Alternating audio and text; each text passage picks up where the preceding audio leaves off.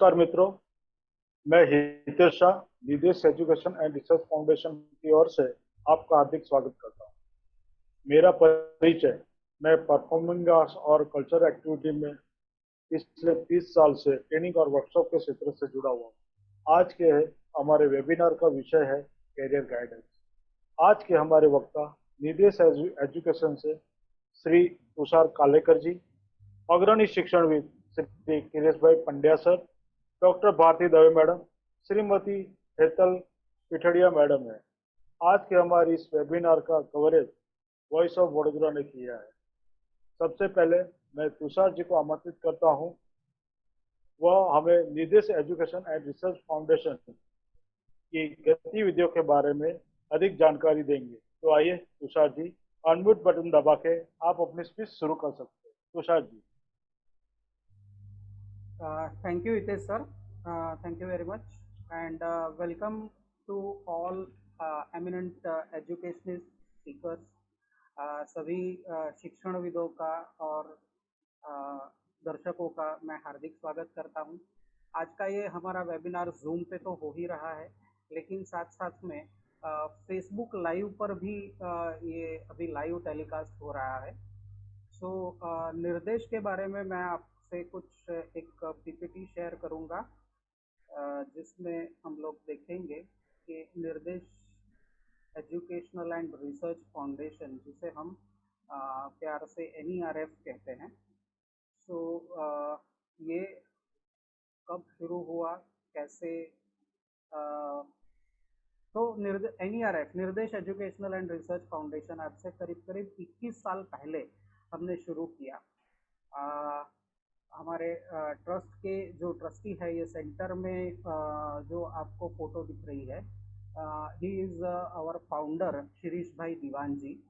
और ये नीचे जो पूरी NERF की टीम है, इसमें ये सेंटर में जो स्वेटर पहने हुए हैं जीतू भाई मेहता सर, तो ये हमारे चीफ एडिटर है। इन दोनों ने ही ये चीज़ शुरू की थी। निर्देश का नाम जो रखा दीवान जी सर ने कि लोगों को एक दिशा दी जाए, तो उसके ऊपर से उसके बाद एक साल के बाद, यानी पिछले 20 सालों से हम लोग ये निर्देशिका बुक पब्लिश कर रहे हैं, गुजराती और इंग्लिश दोनों लैंग्वेजेस में। और ये बुक हर साल अपडेट होता है, जिसमें 10th से पहले, 10th के बाद, 12th के बाद, ग्रेजुएशन के बाद क्या क्या कोर्सेज पढ़े जा सकते हैं, तो इन सारी चीज़ों की इंफॉर्मेशन इसमें है, कोर्सेज की इंफॉर्मेशन। तो ये 20 साल से हम लोग ये चीज़ पब्लिश कर रहे हैं, निर्देशिका बुक। उसके बाद हमने जब भी ये निर्देशिका बुक लेके हम स्कूल में, कॉलेजेस में जाते थे, तो मैनेजमेंट्स ने हमें रिक्वेस्ट की कि आप खुद ही इसका एक्सप्लेनेशन या इसमें क्या होता है और इसे कैसे यूज़ करते हैं, इसे समझाते क्यों नहीं। तो ये हमने करियर सेमिनार के रूप से शुरू किया, अलग अलग स्कूल्स में, कॉलेजेस में जाके। आज तक करीब करीब 1500 प्लस करियर सेमिनार्स हम लोग कर चुके हैं स्कूल्स में, कॉलेजेस में। और ये जो आप चित्र देख रहे हैं, ये वाला लेफ्ट टॉप वाला और राइट टॉप वाला, कॉर्नर वाला, इवन सेंटर में नीचे, तो ये कॉलेज के, स्कूल के बच्चे हैं जो ध्यान से हमारे सेमिनार को अटेंड करते हैं। ऐसे सीन्स अभी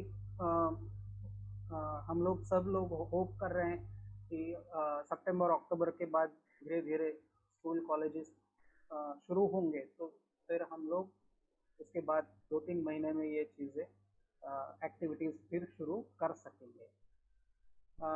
जब हम ये सेमिनार्स लेते थे, तो उस समय पे हम लोग बोलते थे, हमारे साथ कुछ एक्सपर्ट्स आते थे विषय के और वो लोग बोलते थे, लेकिन एक समय पे सभी बच्चे सिर्फ एक ही चीज़ को सुन सकते थे। फिर हमने सोचा कि हम लोग क्यों ना फेयर्स करें, करियर फेयर। तो ये करियर फेयर्स हमने करना शुरू किया 2019 में। 10 से 12 करियर फेयर हमने 2019 में किए, लेकिन उसके लास्ट हाफ ईयर यानी कि आखिर वाले 6 महीने में 6 से 7 back to back career fair किए। उसमें ये जो नीचे एक पिक्चर है, इसमें ये स्टॉल्स दिख रहे हैं आपको। तो ऐसे स्टॉल्स स्कूल के और कॉलेजेस के ग्राउंड में या ऑडिटोरियम में रहते थे, और वहाँ पे अलग अलग यूनिवर्सिटीज़, कॉलेजेस और वोकेशनल इंस्टीट्यूट के एक्सपर्ट्स आते थे और उनके कोर्सेज और संस्था के बारे में बताते थे। तो स्टूडेंट्स, पेरेंट्स, टीचर्स सब लोग यहाँ पे 1-to-1 इंटरेक्ट कर सकते थे। तो ये चीज़ हमने शुरू की। अब लॉकडाउन और कोविड के वजह से हमने ये वेबिनार शुरू किए हैं। वेबिनार से हमने ये जाना कि हम लोग बहुत ही बड़े मास के साथ जुड़ सकते हैं। बहुत ही इलेक्ट्रॉनिक मीडिया वैसे भी बहुत ही स्ट्रॉन्ग प्लेटफॉर्म है ज़्यादा लोगों तक पहुंचने का। सो इस वेबिनार सीरीज़ को हम लोग पूरा 1 साल चलाने वाले हैं। अब ये हमारे फाउंडर्स जो हैं उनका एक सोच है कि जो भी बच्चा स्कूल में या कॉलेज में पढ़ने के बाद करियर सिलेक्शन की बात अगर कोई सोचता है, तो उसको कुछ एक प्रोसेस को फॉलो करना चाहिए। और ये प्रोसेस क्या होता है? तो ये प्रोसेस है, सबसे पहले हम लोग सेल्फ एम्पावरमेंट करना चाहिए, हमें स्किल्स से पोटेंशियल डेवलपमेंट करना चाहिए खुद का। गोल सेटिंग डेफिनेटली करना चाहिए। गोल सेटिंग में मैं फटाफट बोलूँगा क्योंकि मुझे हमारा सेशन भी ख़त्म करना है। तो गोल सेटिंग हमें short term, mid term, long term इस तरह से लेके जाना चाहिए। शॉर्ट टर्म गोल में मैं अगले 1 साल तक क्या करूँगा जिससे कि मुझे करियर प्लानिंग में मुझे फ़ायदा रहे। मिड टर्म में यानी 1 साल से 3 या 5 साल तक मैं क्या करूँगा, और लॉन्ग टर्म में यानी आगे अगले 10 सालों में मैं क्या करूँगा जिससे मेरा करियर प्रॉपरली प्लान होके मैं करियर में सेट हो सकूँ। अब ये गोल सेटिंग हमारा स्मार्ट गोल्स होने चाहिए, स्पेसिफिक, मेजरेबल, अचीवेबल, रियलिस्टिक और टाइमली। सेल्फ असेसमेंट भी होना बहुत ज़रूरी है, लेकिन ये सेल्फ असेसमेंट की बात आती है तो मार्क्स और ग्रेड दिमाग में आते हैं। लेकिन हमें जब भी करियर प्लान करते हैं या गोल सेटिंग करते हैं तो उस समय सेल्फ असेसमेंट में interest, skill, inborn talents, nurture talents, personality, potential, attitude, aptitude वगैरह काफ़ी सारी चीज़ें हमें असेस करनी चाहिए खुद के अंदर से। तो ये कैसे कर सकते हैं? तो इसके लिए हमें कोई एक्सपर्ट्स की ज़रूरत रहती है। एक्सपर्ट्स से हम लोग हमारी ये सारी चीज़ें टेस्ट करा सकते हैं। और निर्देश एजुकेशनल एंड रिसर्च फाउंडेशन ऐसे ही लोगों का एक ग्रुप है जो जहाँ से आप ये सारी चीज़ें असेसमेंट करा के अपना करियर प्लान कर सकते हो। अब असेसमेंट कैसे होता है? तो अब भी हम लोग 2 तरह के टेस्ट करते हैं। एक psychometric test pen and paper से करते हैं। इसका कुछ पोर्शन हमने अभी इलेक्ट्रॉनिक भी करना कुछ ऑथर्स की परमिशन से शुरू किया है, जो ऑनलाइन भी हो सकता है। लेकिन पेन एंड पेपर ज़्यादा वैलिडेट किया जाता है इंटरनेशनली। तो ये कुछ नीचे एक पिक्चर में बच्चे टेस्ट दे रहे हैं पेन एंड पेपर का, जो साइकोमेट्रिक टेस्ट भी बोलते हैं इसको। उसके बाद है इनबॉर्न टैलेंट एनालिसिस। फिंगरप्रिंट्स के आधार पे हमारे फिंगरप्रिंट्स जो है ये कभी चेंज नहीं होते और आइडेंटिकल होते हैं। ये किसी के साथ टैली भी नहीं होते, इसलिए आधार कार्ड में यूज होते हैं। तो इसका और ब्रेन का सीधा कनेक्शन है, और ये चीज़ें हम लोग इसका भी एनालिसिस करते हैं। टेक्निकल चीज़ है, इसके ऊपर अगर मैं बोलना चाहूँ तो पूरा 1-1.5 घंटा सिर्फ इसी सब्जेक्ट पे बोल सकते हैं। लेकिन जिसको भी इन टेस्ट में इंटरेस्ट है वो हमें डेफिनेटली कांटेक्ट कर सकते हैं। उसके बाद ये हो गया हमारे अंदर क्या पड़ा है और अब मैं कौन सी लाइन में जा सकता हूँ। तो उसके लिए हमारी निर्देशिका तो है ही, 20 साल से हम लोग पब्लिश कर रहे हैं। अब ये करने की ज़रूरत क्या है? तो जब भी हम लोग पढ़ाई की बात करते हैं, एजुकेशन की बात करते हैं, तो आज के ज़माने में गुरुकुल जैसी सिस्टम या बार्टर वाली सिस्टम तो है नहीं। सबके लिए पैसा देना पड़ता है, इन्वेस्टमेंट करना पड़ता है। तो जब 12वीं तक बच्चा पढ़ता है, 10वीं 12वीं तक, तो वो 2 लाख से 10 लाख तक का उसके पीछे खर्चा हो ही जाता है। हर एक चीज़ को हम कैलकुलेट करें, छोटे से छोटी चीज़ पर पेंसिल से लेके फीस तक या ट्रांसपोर्टेशन सबको कैलकुलेट करें तो इतना खर्चा हो ही जाता है। ये हमारा एक एजुकेशन के पीछे इन्वेस्टमेंट है। उसके बाद कॉलेज में आते हैं, कॉलेज में भी जिस हिसाब से कोर्स सिलेक्ट करते हैं तो कोर्स सिलेक्शन के हिसाब से हमारा 2 लाख से 10 लाख या हो सकता है, अगर अब्रॉड स्टडी करने चले गए या MBBS या MD किया तो 1-1 करोड़ तक का भी खर्चा हो सकता है। अब ये सारा खर्चा होने के बाद करने के बाद ये गारंटेड नहीं है कि मुझे अच्छी जॉब मिलेगी या मेरा बिजनेस बहुत अच्छी तरह या प्रोफेशन बहुत अच्छी तरह चलने लगेगा। तो करना क्या चाहिए? तो वही वापस वही बात है कि खुद को एक बार पहचान ले। खुद को पहचानेंगे तो असेसमेंट करेंगे तो आपका जो इन्वेस्टमेंट है वो प्रॉपर दिशा में जाएगा।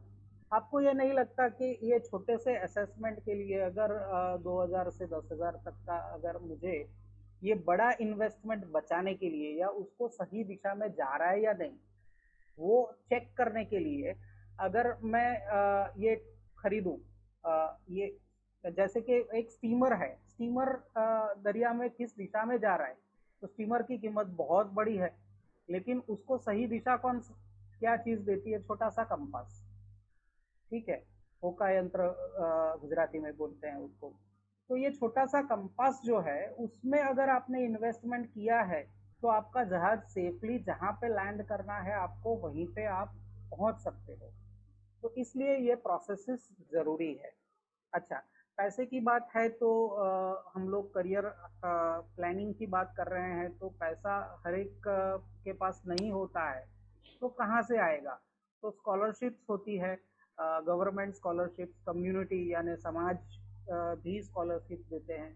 कॉरपोरेट्स ने भी अभी काफ़ी सारे कॉरपोरेट्स ने स्कॉलरशिप्स देना शुरू किया है। उसके अलावा एजुकेशनल लोन भी होते हैं। नेशनलाइज बैंक्स जो है अभी वो लोग भी देते हैं, कोऑपरेटिव बैंक्स देते हैं, non banking financial companies NBFCs ये भी इस तरह के लोन्स देते हैं। अगर किसी के पास एजुकेशनल लोन का प्रोडक्ट नहीं है तो वो लोग लोन अगेंस्ट प्रॉपर्टी या गोल्ड लोन वगैरह भी देते हैं। तो जिसको पढ़ना है, हमारे इंडिया में एक सबसे बड़ा सुख है कि पेरेंट्स 2 रोटी कम खाएंगे लेकिन बच्चों को अच्छे से अच्छी शिक्षा देंगे। तो उसके लिए ये असिस्टेंस है। इस विषय में भी काफ़ी सारा बोला जा सकता है, लेकिन हमारे एक्सपर्ट आज हमारे पास बहुत ही अच्छे 3 एक्सपर्ट्स हैं। सो अब मैं ज़्यादा समय न लेते हुए हितेश जी को रिक्वेस्ट करूँगा कि वो इन एक्सपर्ट्स को बारी बारी बुलाएं और हमें इस सभी का लाभ दें। तो over to you Hitesh ji, thank you. धन्यवाद तुषार जी। अब मैं अग्रणी शिक्षणविद श्री किरीट भाई पंड्या सर को आमंत्रित करना चाहता हूं, जो आदर्श विद्यालय लुणावाड़ा के मैनेजिंग ट्रस्टी है। उन्होंने BSc BEd LLB किया है। उन्हें शिक्षण क्षेत्र का 28 साल से ज्यादा का अनुभव है और महिसागर जिले में उनकी संस्था के विद्यार्थी पिछले 10 साल से तो 10वीं और 12वीं कक्षा के बोर्ड में अव्वल आए ही है। आज वो हमारे 8वीं और 12वीं कक्षा के विद्यार्थियों के लिए उपयोगी जानकारी देंगे। तो आइए शिक्षणविद श्री किरीट भाई पंड्या सर को मैं आमंत्रित करता हूं। अपने आप को अनम्यूट करके आप अपनी स्पीच शुरू कर सकते हैं सर।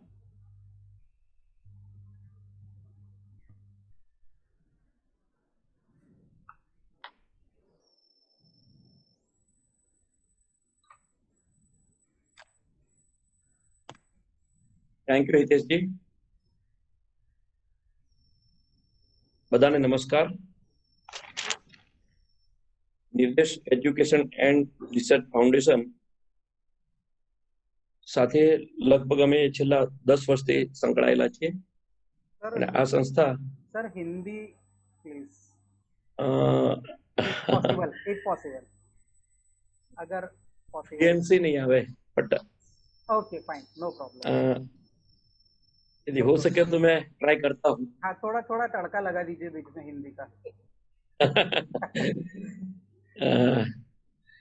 दीवान जी सर जो 80 अप इनकी उम्र है, ऐसे जीतू भाई तुषार जी, उन्होंने एक अच्छा रिसर्च सेंटर बनाया है और इनमें बहुत सारे लोग, बहुत सारे स्टूडेंट इनका लाभ लेते हैं.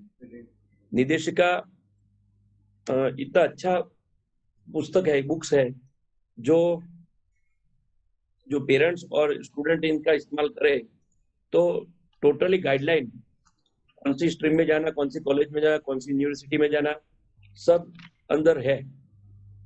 मगर बहुत कम लोग इनको पढ़ते होंगे ऐसा लगता है मुझे. 10वीं और 12वीं कक्षा का रिजल्ट आने के बाद जुलाई मास से लगभग करीबन अलग अलग वेबिनार में अलग अलग लोगों ने बहुत सारी बातें इस माध्यम से हुई है और लोगों ने मैंने सुना भी है. अभी जो आज हम बात करने वाले हैं इनमें 8वीं से 12वीं कक्षा तक स्टूडेंट को करियर काउंसलिंग आगे किस तरह सोचना चाहिए, इनके पेरेंट्स को किस तरह सोचना चाहिए और हाल की परिस्थिति में क्या हालत है, इनके बारे में थोड़ी बात करेंगे.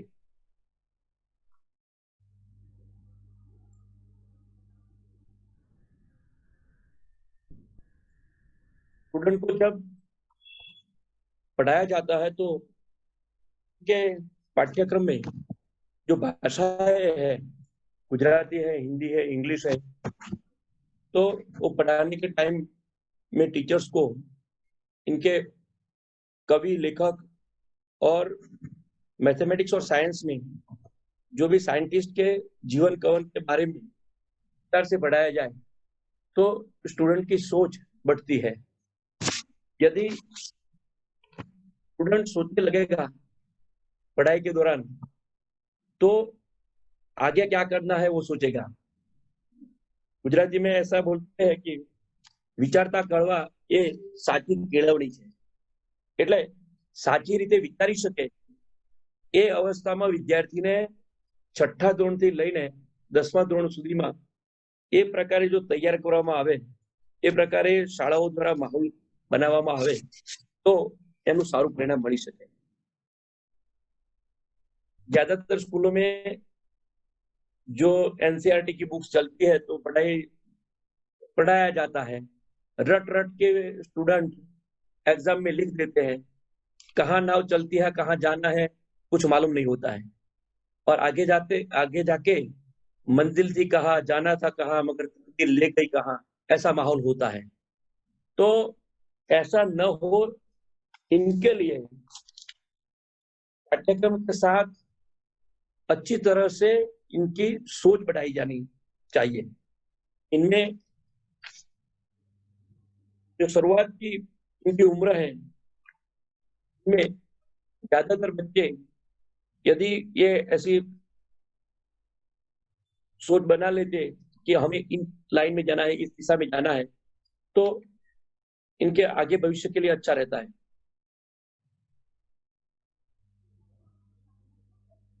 यदि इनकी क्षमता तब बढ़ेगी तब वो सोचने लगेंगे और इनके बाद 9th 10th में आता है तभी स्टूडेंट, पेरेंट्स और टीचर्स वो त्रिवेणी संगम साथ में मिलके परामर्श करना चाहिए. ये परामर्श में उनकी क्षमताओं के मुताबिक जब 8वीं में आता है, 9वीं में आता है, ये बच्चा क्या कर सकेगा. गुजराती में कहेवत है कि पुत्रना लक्षण पायणामा. જ્યારે બાળક 8મા 9મા આવે ત્યારે અમારા આટલા વર્ષોના અનુભવ પ્રમાણે અમને ખ્યાલ આવી જાય કે આ વિદ્યાર્થી આ દિશામાં જઈ શકશે. જેટલું મા બાપનું વિદ્યાર્થી સાથેનું કાઉન્સેલિંગ વધારે હોય, ઘરમાં પરિવારની પ્રયોગશાળાઓ જેટલી સારી હોય એટલું બાળકનું ભણતર સારું થઈ શકે અને ચોક્કસ દિશામાં એ અભ્યાસ કરી શકે. અને એ માટે બહુ ઊંચી સંસ્થાઓ અને બહુ ઊંચા વાલીઓ પરામર્શ કરતા હોય છે. મોટા ભાગે મા બાપ પોતે હાલમાં સમાજમાં કયા ક્ષેત્રમાં જોબ ઓપોર્ચ્યુનિટી છે એ ક્ષેત્ર વિદ્યાર્થીઓના માથા ઉપર ઠોકી દેતા હોય છે. તારે ડોક્ટર જ બનવાનું છે, તારે આ લાઈનમાં જ જવાનું છે, તારે એન્જિનિયર જ બનવાનું છે. એને ઈચ્છા હોય ડિઝાઇનિંગમાં જવાની અને એને બેસાડી દેવામાં આવે એન્જિનિયરિંગમાં. એટલે જે મોટાભાગે પેરેન્ટ્સ જે ગોલ એચીવ ન કરી શક્યા હોય એ ગોલ એચીવ કરવા માટેનો એમના સંતાનો ઉપર પ્રયત્ન કરતા હોય છે અને એ બધું બોજારૂપ થતું હોય છે.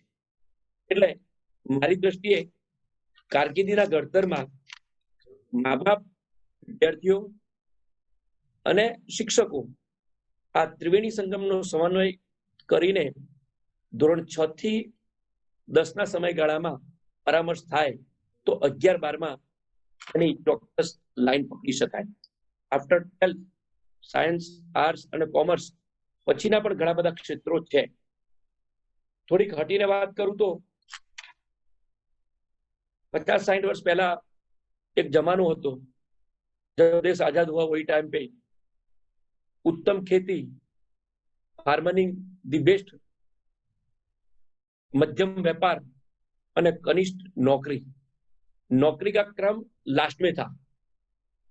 जब देश के 90% लोग 90% फार्मिंग के साथ जुड़े हुए थे. इनके बाद शिक्षा बढ़ी, एजुकेशन अप हुआ, इंडस्ट्री आई तो माहौल बदला गया.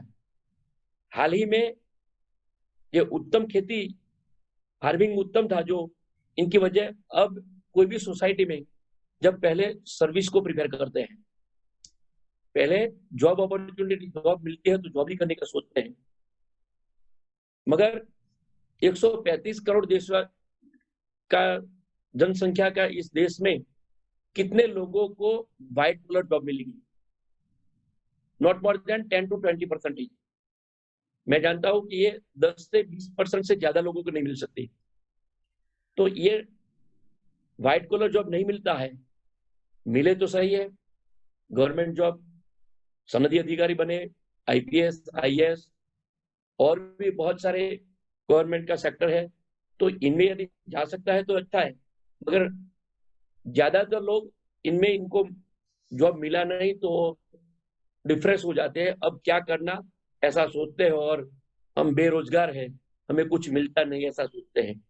मगर ऐसा नहीं है. दूसरा ऑल्टरनेट है मध्यम व्यापार. इनके साथ इंडस्ट्री भी आ जाती है. छोटे मोटे पारंपरिक जो बिजनेस है वो भी आ जाते हैं. तो ज्यादातर लोग अपने बिजनेस में अपने संतानों को डालने नहीं चाहते. वो ऐसे सोचते हैं कि हमने बहुत संघर्ष किया, हमने बहुत तकलीफें दी, हमारे बच्चों को इनमें नहीं डालना है. तुम अच्छा पढ़ और जॉब मिल, जॉब कर. यदि मिलता नहीं है तो सोसाइटी में भी उम्मीद नहीं रहती है. ऐसा एक माहौल बना हुआ है. और मैं ऐसा सोचता हूँ यदि परंपरागत जो व्यवसाय है इनमें पढ़े लिखे लोग यदि आए और टेक्नोलॉजी का इस्तेमाल करें तो अच्छी तरह से वो बिजनेस कर सकते हैं. इनके बाद जो ज्यादा पढ़ लेते हैं, मैं ऐसा बताऊं आपको कि जो डिग्री इंजीनियरिंग में जाते हैं, इनमें पोस्ट ग्रेजुएशन करते हैं, तो कोई भी विद्या शाखा में जो एमएससी होते हैं, एमए होते हैं, पीएचडी करते हैं, तो इनको इनकी डिग्री के मुताबिक यदि जॉब मिलती है तो करने का सोचते हैं. थोड़ा नीचे उतर के काम करने को तैयार नहीं है. ज्यादातर वो जो कंपनीज है तो वो डिप्लोमा या आईटीआई वाला कैंडिडेट पहला मिलेगा तो इनको प्रिपेयर करेगा. इनके भी काम लेने के लिए जो डिग्री इंजीनियर आईआईटी से हो, वहां हो, इनको ले लेते हैं, इनके नीचे काम लेते हैं. हमारे यहाँ भी ऐसा होता है. एमएससी बीएड होते हैं तो इनको बोलते हैं जैसे 8वीं का पढ़ाना है तो ना, वो 11th-12th की बात सोचते हैं। मेरा कहने का मतलब ये है कि पढ़ाई के बाद जो भी काम मिले इंसान को वो करना चाहिए। उनको पहले से ये बता देना चाहिए कि पढ़ाई एक माध्यम है, पढ़ना, ज्ञान प्राप्त करना, डिग्री प्राप्त करना, बाद में जो भी काम मिले, जो भी काम मिले, इनमें काम करने की तैयारी होनी चाहिए। ज्यादातर यंगस्टर को हम ऐसे दिखते हैं कि कहाँ कम काम करना हो, कहाँ ज्यादा टाइम रुकना न हो, ज्यादा टाइम काम करना हो, ऐसा सोचते हैं। दाम ज्यादा मिलता हो, काम कम करना पड़े, टाइम कम हो, मगर ये जो सोच है ये अच्छी नहीं है। ऐसे ही लोग बेरोजगार रहते हैं। कोई भी डिग्री प्राप्त करने के बाद कोई भी काम करने की तैयारी होनी चाहिए। अब सरकार आत्मनिर्भर भारत की भी बात कर रहे हैं। लास्ट जो विकल्प है कि जो कनिष्ठ खेती, अभी भी खेडूत के जो पुत्र है गांव के, इनके 10-20 एकड़ जमीन होती है, फिर भी वो किसानी नहीं करना चाहते। जो 5,000 10,000 की महानगरों में जॉब मिले तो वो जॉब लेने के लिए चला जाते हैं। घर की 5 एकड़ 10 एकड़ जमीन हो तो वो करना नहीं चाहते। अभी भी देश का 60% लोग डिपेंडिंग ऑन फार्मिंग। અભી ભી સીધી કે આડકતરી રીતે એમ કહી શકાય કે દેશના 60% લોકો ખેતીના વ્યવસાય સાથે જોડાયેલા છે, છતાં જ્યાં હાર્ડ વર્ક આવે છે, જ્યાં થોડો વધારે શ્રમ કરવો પડે છે, ત્યાં આગળ આજના યુવાનો થોડાક સાઈડ પર જતા હોય છે। એમના વિદ્યાભ્યાસ દરમિયાન શ્રમનું પણ મહત્વ હોવું જોઈએ। આમ તો પ્રત્યેક પરિવારમાં બાળકનું ઘડતર થાય છે, એમાં શ્રમ, સમયપાલન, નિષ્ઠા, प्रामाणिकता और हार्डवर्क, हार्डवर्क, टाइम मैनेजमेंट, कोई भी विषम परिस्थिति में डट के काम करने का, ऐसा स्टूडेंट का दृढ़ मनोबल तब बढ़ेगा जब परिवार में इनका अच्छी तरह से लालन पालन होगा। अब ऐसे तैयार होके जो निकलते हैं, इनको कुछ बेरोजगारी का दिक्कत नहीं होता है। तो एग्रीकल्चर के साथ जुड़े हुए बहुत सारे छोटे छोटे काम होते हैं, इनके साथ पशुपालन का भी होता है। तो ये जहां अपॉर्चुनिटी बहुत सारी है, क्योंकि जनगणना बढ़ रही है। ऐसे बोलते हैं भणतर, गणतर, जणतर ने चणतर। इन व्यवसाय में जो लोग आते हैं, इनको कोई दिक्कत नहीं होती है, इनका काम मिलता ही रहता है। और जो परंपरागत व्यवसाय है, इनमें मैं हर एक पेरेंट्स को कहता हूँ, बोलता हूँ कि जब इनके पढ़ाई के दरमियान दिन का 1 घंटा 1.5 घंटा अपने व्यवसाय में भी इनको शाम सुबह जब भी टाइम मिले, संडे सैटरडे टाइम मिले, तब ले जाओ। अब हमारे यहाँ ज्यादातर यंगस्टर जब ग्रेजुएशन करते हैं, पढ़ते रहते हैं, रटते रहते हैं, परीक्षा देते रहते हैं, अगर इनको समाज व्यवस्था क्या है, समाज में किस तरह बात करना है, सामने वो इनको मालूम पड़ता नहीं है। बाद में जब आता है तो ये तुरंत जॉब मिलती नहीं हो तो मानसिक रूप से होता है। तो ये पारिवारिक जो बिजनेस है, इनके हर एक पेरेंट्स को अपने बच्चे को इन साथ में लेके तैयार करना पड़ता है, तो एक सर्वांगी विकास इनका हो सकता है। और जो है पढ़ाई के दरमियान ज्यादातर स्कूलों में साइंस फेयर होते हैं और भी बहुत सारे एग्जीबिशन होते हैं, तो स्टूडेंट को इनमें इन्वॉल्व करके इनको बताना चाहिए। वो सोचना शुरू करेगा, इनका ऑब्जर्वेशन करेगा, तो इनकी और दिशाएं बढ़ेगी।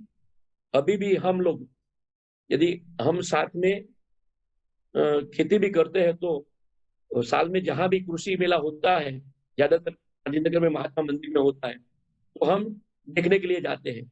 तो नया क्या आ रहा है हर एक इंडस्ट्री में, तो एग्रीकल्चर इंडस्ट्री हो, वो कोई भी प्रकार की इंडस्ट्री हो, तो इनकी इंडस्ट्री में जो नया नया आता है वो भी एग्जीबिशन में अपने बच्चों के साथ अपने पेरेंट्स को जाना और इनको बताना चाहिए। तो अलग अलग जगह अलग अलग दिशाओं में से कुछ ना कुछ नई दिशा स्टूडेंट को मिल सकती है, क्योंकि इतनी सारी पॉपुलेशन में सबको अपने हाथों को काम देना, कोई भी सरकार की बहस की बात नहीं है, क्योंकि सरकारें आएगी जाएगी, मगर इतने लोगों को काम देना, पढ़े लिखे लोग ज्यादा होंगे मगर श्रम करने वाले लोग कम होंगे। पढ़ाई के साथ अब जो नई शिक्षा आ रही है, इनमें प्रैक्टिकली वर्क भी ज्यादा है। जब हम ज्यादा उम्मीद करते हैं कि ये नई शिक्षा व्यवस्था 34 साल के बाद जो आ रही है, वो थोड़ा पहले आना चाहिए थी। जब हमारा 91 92 में उदारीकरण और औद्योगिकरण की नीति पीवी नरसिम्हा राव की सरकार में शुरू हुआ, तो वही टाइम इनके बाद यदि नई शिक्षा सिस्टम आ गई होती तो अच्छा होता, मगर 34 साल के बाद आ रही है। इनमें हमें अच्छी उम्मीद है और इनमें जो 5+3+3+4 और स्ट्रीम भी निकल जाती है, तो अभी आगामी टाइम के लिए इनके लिए भी आपको तैयार रहना पड़ेगा। इनमें प्रैक्टिकली वर्क भी जाता है। हम लोग अभी जो शैक्षणिक संस्थाएं हैं, इनको जिनको काम करना है, इनके लिए अच्छा है और काम करेगा वही मार्केट में या इनका चलेगा, ऐसा माहौल बनने वाला है। हमारे देश में दो लोगों की मानसिकता भी अच्छी करनी होनी चाहिए। जैसे मैं एक बात बताऊं तो जापान में जब हिरोशिमा और नागासाकी में बम वर्षा हुई थी, बाद में जापान परास्त हो गया था। तो 2005 के आसपास की बात है। इनके पहले जब इनका हिरोशिमा और नागासाकी में बम के बाद जापान के पंडितों की एक मीटिंग हुई। इनमें चर्चा हुई कि जापान को किस तरह वर्ल्ड में अच्छा स्थान दिया जाए और किस तरह और इनकी इकोनॉमी बढ़ाई जाए। तो जापान के टीचर्स ने, पंडितों ने ऐसा किया कि जो शिक्षा दे रहे हैं, इनके साथ हर रोज 1 घंटा टेक्निकल एजुकेशन टीचर्स के द्वारा मुफ्त में स्टूडेंट को दिया जाएगा। मगर ये काम 2005 के आसपास करीबन बंद कर दिया गया। तो वहां के टीचर्स हड़ताल पे चले गए, क्योंकि हम जो काम करते हैं इनका एक्स्ट्रा काम नहीं लेते हैं और अच्छों बच्चों को टेक्निकल एजुकेशन हम दे रहे हैं। तो उन्होंने, सरकार ने बताया कि अब हम ज्यादा ऐसी जरूरत है नहीं, अपना देश ने अच्छी तरक्की कर ली है। हमारे देश में लोग क्या सोचते हैं, कैसे कम काम करना पड़े, कैसे कम काम करके ज्यादा दाम मिले, ये देश प्रगति कर सकता है। इनकी सोच जापान के लोगों की जैसी होनी चाहिए। अभी सोच बदलने की जरूरत है। तो सोच बदलने की जरूरत में टीचर्स, पेरेंट्स सबको मिलके देश के लोगों की सोच बदलनी पड़ेगी। सोच को बदलो, सितारे बदल जाएंगे। नजर को बदलो, नजारे बदल जाएंगे। हमारे जीतू भाई साहब बहुत अपनी ऐसी बात करते हैं, मगर हकीकत में ये सोच बदलने की जरूरत है। अभी जो और एक बात बताऊं, आज के अखबार में मैंने पढ़ा तो बड़ौदा में एलेम्बिक कंपनी जो बंद हो रही है, इनके एम्प्लॉय का फोटो और इनका समाचार मैंने पढ़ा। तो मैं व्यक्तिगत रूप से बहुत लोगों को मैं बोलता हूँ, कहता हूँ कि कोई भी व्यक्ति को एक मेन व्यवसाय और एक गौण, 2 व्यवसाय करनी चाहिए। कभी भी इनका मेन जो बिजनेस है, इनमें यदि रुकावट आए या ब्रेक कुछ भी आए, तो जो गौण व्यवसाय है इनमें वो आगे जा सकता है। बच्चों को शिक्षा के साथ साथ ऐसे जहां भी जरूरत हो कि ना हो, मगर एक मेन व्यवसाय के साथ दूसरा व्यवसाय भी करना जरूरी है। कभी भी ऐसा हो सके तो कम लग सकता है। और जो है,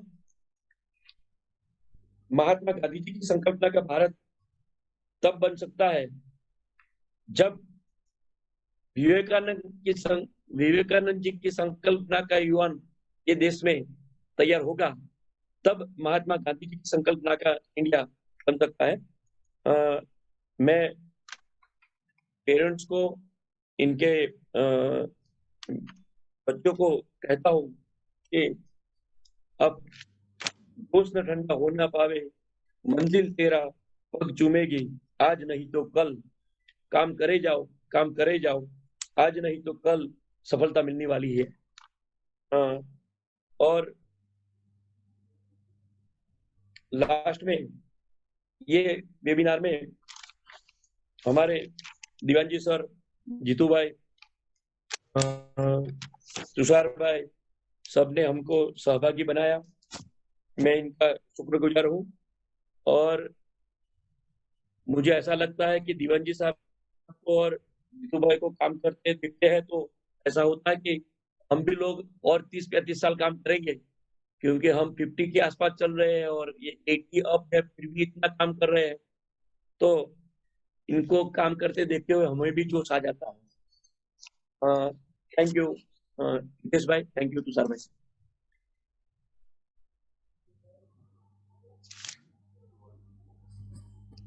हितेश भाई अनम्यूट करो। हाँ, थैंक यू ओके, कर दिया। अब मैं डॉक्टर भारती दवे मैडम को आमंत्रित करता हूं, जिन्होंने 39 साल का शिक्षण क्षेत्र। मैडम 33 साल एमके यूनिवर्सिटी कॉलेज में अग्रणी शिक्षणविद रही है और पिछले 2 साल से इंद्रशील यूनिवर्सिटी में स्कूल ऑफ साइंस की डीन है। उन्हें माइक्रोबायोलॉजी विषय में पीएचडी किया है। तो आइए भारती मैडम, आपका हार्दिक स्वागत है। अपने आप को अनम्यूट करके आप अपनी speech. I'm unmuted. Is my voice clear? Yes, madam. Yes, madam. Is my voice clear? Yes, very clear. Yeah. Can you put on the first slide, please? Yeah, sure.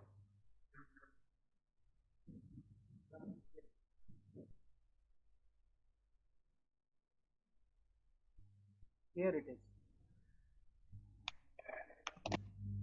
Okay. So a very good afternoon to all the panelists over here, all the students, their parents and teachers. So to begin with, I would be introducing as to why to take up science as a career, science career के हिसाब से क्यों लेना है और इंद्रशील university science के लिए क्या कर रही है, what is Indrashil university offering to the students in terms of science. So as we very well know, at present the world is moving towards knowledge landscape, and with the increasing demand of artificial intelligence, machine learning, big data, unskilled labor would be taken over by now skilled labor. What would be in demand now would be skilled labor involving all the disciplines that I've told you in computer sciences, as artificial intelligence, machine learning, big data, along with multidisciplinary subjects like science, mathematics, humanities. And this, I suppose, would be in demand now. The other major challenge to the world now is the impact of climate change.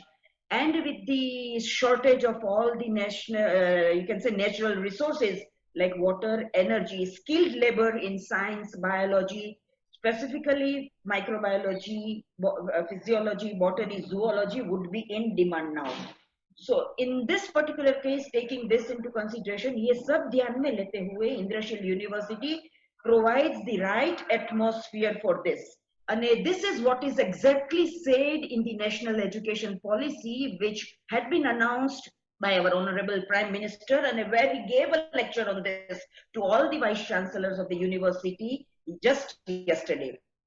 So our education in science fits into the National Education Policy, and the entire education, जो हम education impart करने जा रहे हैं, that is just as per the National Education Policy, and that we have implemented from 2018 onwards. 2018 onwards, अगर आप मेरी slides आगे से आगे देखिए तो we have implemented it from 2018 onwards. Next slide, please.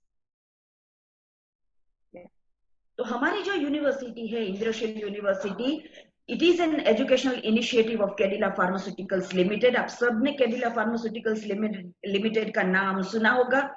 It is one of the largest privately held pharmaceutical companies in India, and जो establish हुई थी इट वाज इन 1951।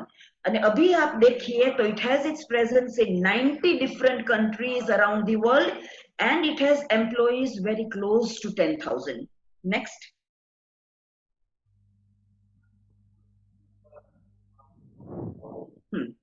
ये आप ग्राफ अगर देखिए तो it shows our ladder of success, हमारी जो सफलता हुई है। प्रीवियस वन प्लीज,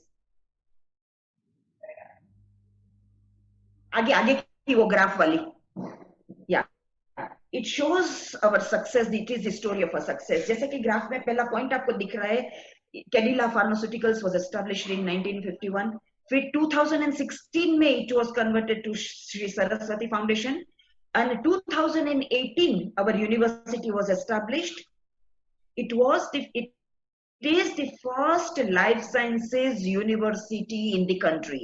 हमारे देश में पहली लाइफ साइंसेज यूनिवर्सिटी है, life sciences which is a multidisciplinary subject, and it is this which has been announced in the national education policy कि हमारे माननीय वड़ा प्रधान श्री ने ये कहा था कि within a short time all universities should be converted into multidisciplinary subjects. ऐसा नहीं है कि एक ही सब्जेक्ट आप पढ़ाओ, स्टूडेंट्स को हर एक सब्जेक्ट का नॉलेज होना चाहिए।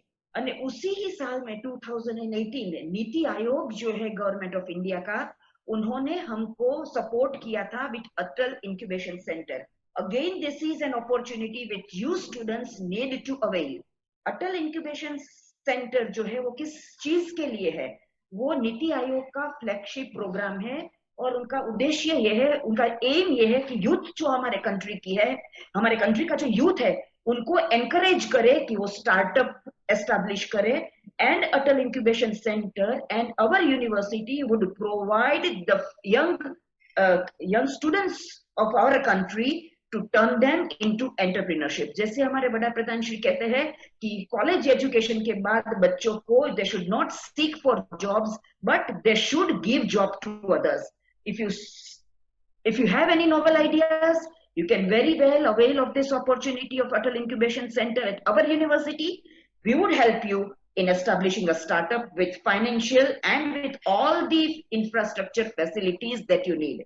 ये एक opportunity है कि आजकल विद्यार्थियों को लेनी चाहिए, and which has specifically been announced in the National Education Policy. National Education Policy में ये कहा गया है कि अभी का जो education है, it should be towards development of skill towards the student, and this is how we help these students. In 2020 इसी ही साल में government of Gujarat has supported us with student startup and innovation policy. कि बच्चों को अगर कोई भी इनोवेटिव आइडियाज है, they can come to us and we would provide a platform to them to convert them into a startup. Next slide please.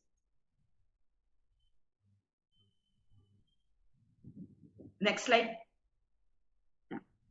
हमारे जो source of inspiration हमेशा सबका मॉडल्स रहते हैं, रोल मॉडल्स लेते हैं लाइफ में। हमारे यूनिवर्सिटी का जो रोल मॉडल है, सोर्स ऑफ इंस्पिरेशन जो है, दैट इज श्री इंद्रवदन भाई मोदी। काफी लोगों ने इनका नाम सुना होगा, specifically the all the seniors, आपके जो पेरेंट्स है उन्होंने नाम सुना होगा।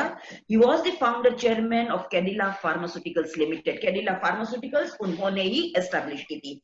और हमारी जो इंद्रशील यूनिवर्सिटी है, it has been established as a philanthropic initiative of our beloved founding chancellor doctor Rajiv I Modi in loving memory of his parents. अगर आप उनकी सक्सेस स्टोरी देखिए, it is worth to be noted of, आप लोगों को ध्यान में रखनी चाहिए why he is considered as our source of inspiration.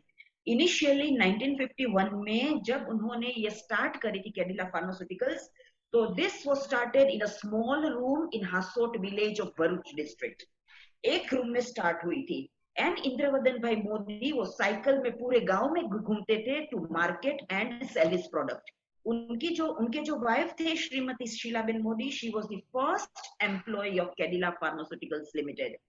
And he believed that, वो मानते थे कि it is research and innovation which will help the Indian education system to become a global education hub. और यही हमारी national education policy में define किया हुआ है कि ऑल यूनिवर्सिटीज कॉलेजेस को रिसर्च एंड इनोवेशन दोनों में ध्यान रहना चाहिए।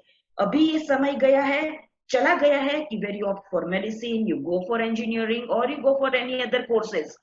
At present, if you go to see, pure sciences has a value. अभी आजकल का जो trend है, that is towards pure sciences. This study of pure sciences just needs it needs a creative mind. Creative mind उसके लिए चाहिए, इतनी intelligence नहीं चाहिए, but you should think over, or you should observe, and you should find the reasons behind your observations. Say for example, अगर मैं doctor CV Raman का आपको एग्जांपल दूं कि उनको नोबेल प्राइज कैसे मिला था. He was just traveling through the Mediterranean Sea. Mediterranean Sea में वो शिप में ट्रैवल कर रहे थे, and he just observed कि why is the sky blue in color.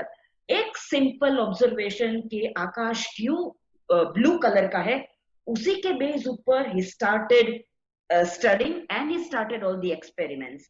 And based on one simple observation, उन्होंने रामन इफेक्ट एस्टैब्लिश किया, and this Raman effect को नोबेल प्राइज मिला. स्कैटरिंग ऑफ लाइट जैसे आप बोलते हैं, उनके बेस पे उनको नोबेल प्राइज मिला.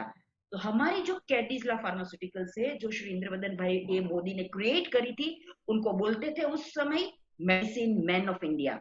एंड उनका ध्येय क्या था कि जो भी I mean the medicine should be affordable to the lower section of the society, and based on this ethos of serving people, our university is established. CSR initiative hai, it is working on a no profit no loss basis. Next slide please. Indrashil university में हम science के लिए क्या offer करते हैं? पहले तो ये है कि as now the trend is towards pure sciences. Engineering में भी इतने नहीं चाहते. If I tell you, we have students who have scored 90% 12th standard में जिनको मिला है, वो भी हमारी यूनिवर्सिटी में pure sciences के लिए आए हुए हैं. तो what we offer is academic excellence. Academics में, पढ़ाई में there should be excellence. बराबर, ये हमारा पहला ऑब्जेक्टिव है. Second is, as our university is established by an industry, Cadila Pharmaceuticals, तो हमको क्या है, हमारा ऑब्जेक्टिव है कि to expose the students to industries. Industries में उनको expose करें कि जैसे कि ऐसा है आजकल अगर आप देखिए तो इंडस्ट्रीज अने एकेडमिक्स, इंडस्ट्रीज अने स्टूडेंट्स जो पढ़ के बाहर निकलते हैं यूनिवर्सिटी से, उसमें से बहुत बड़ा गैप है.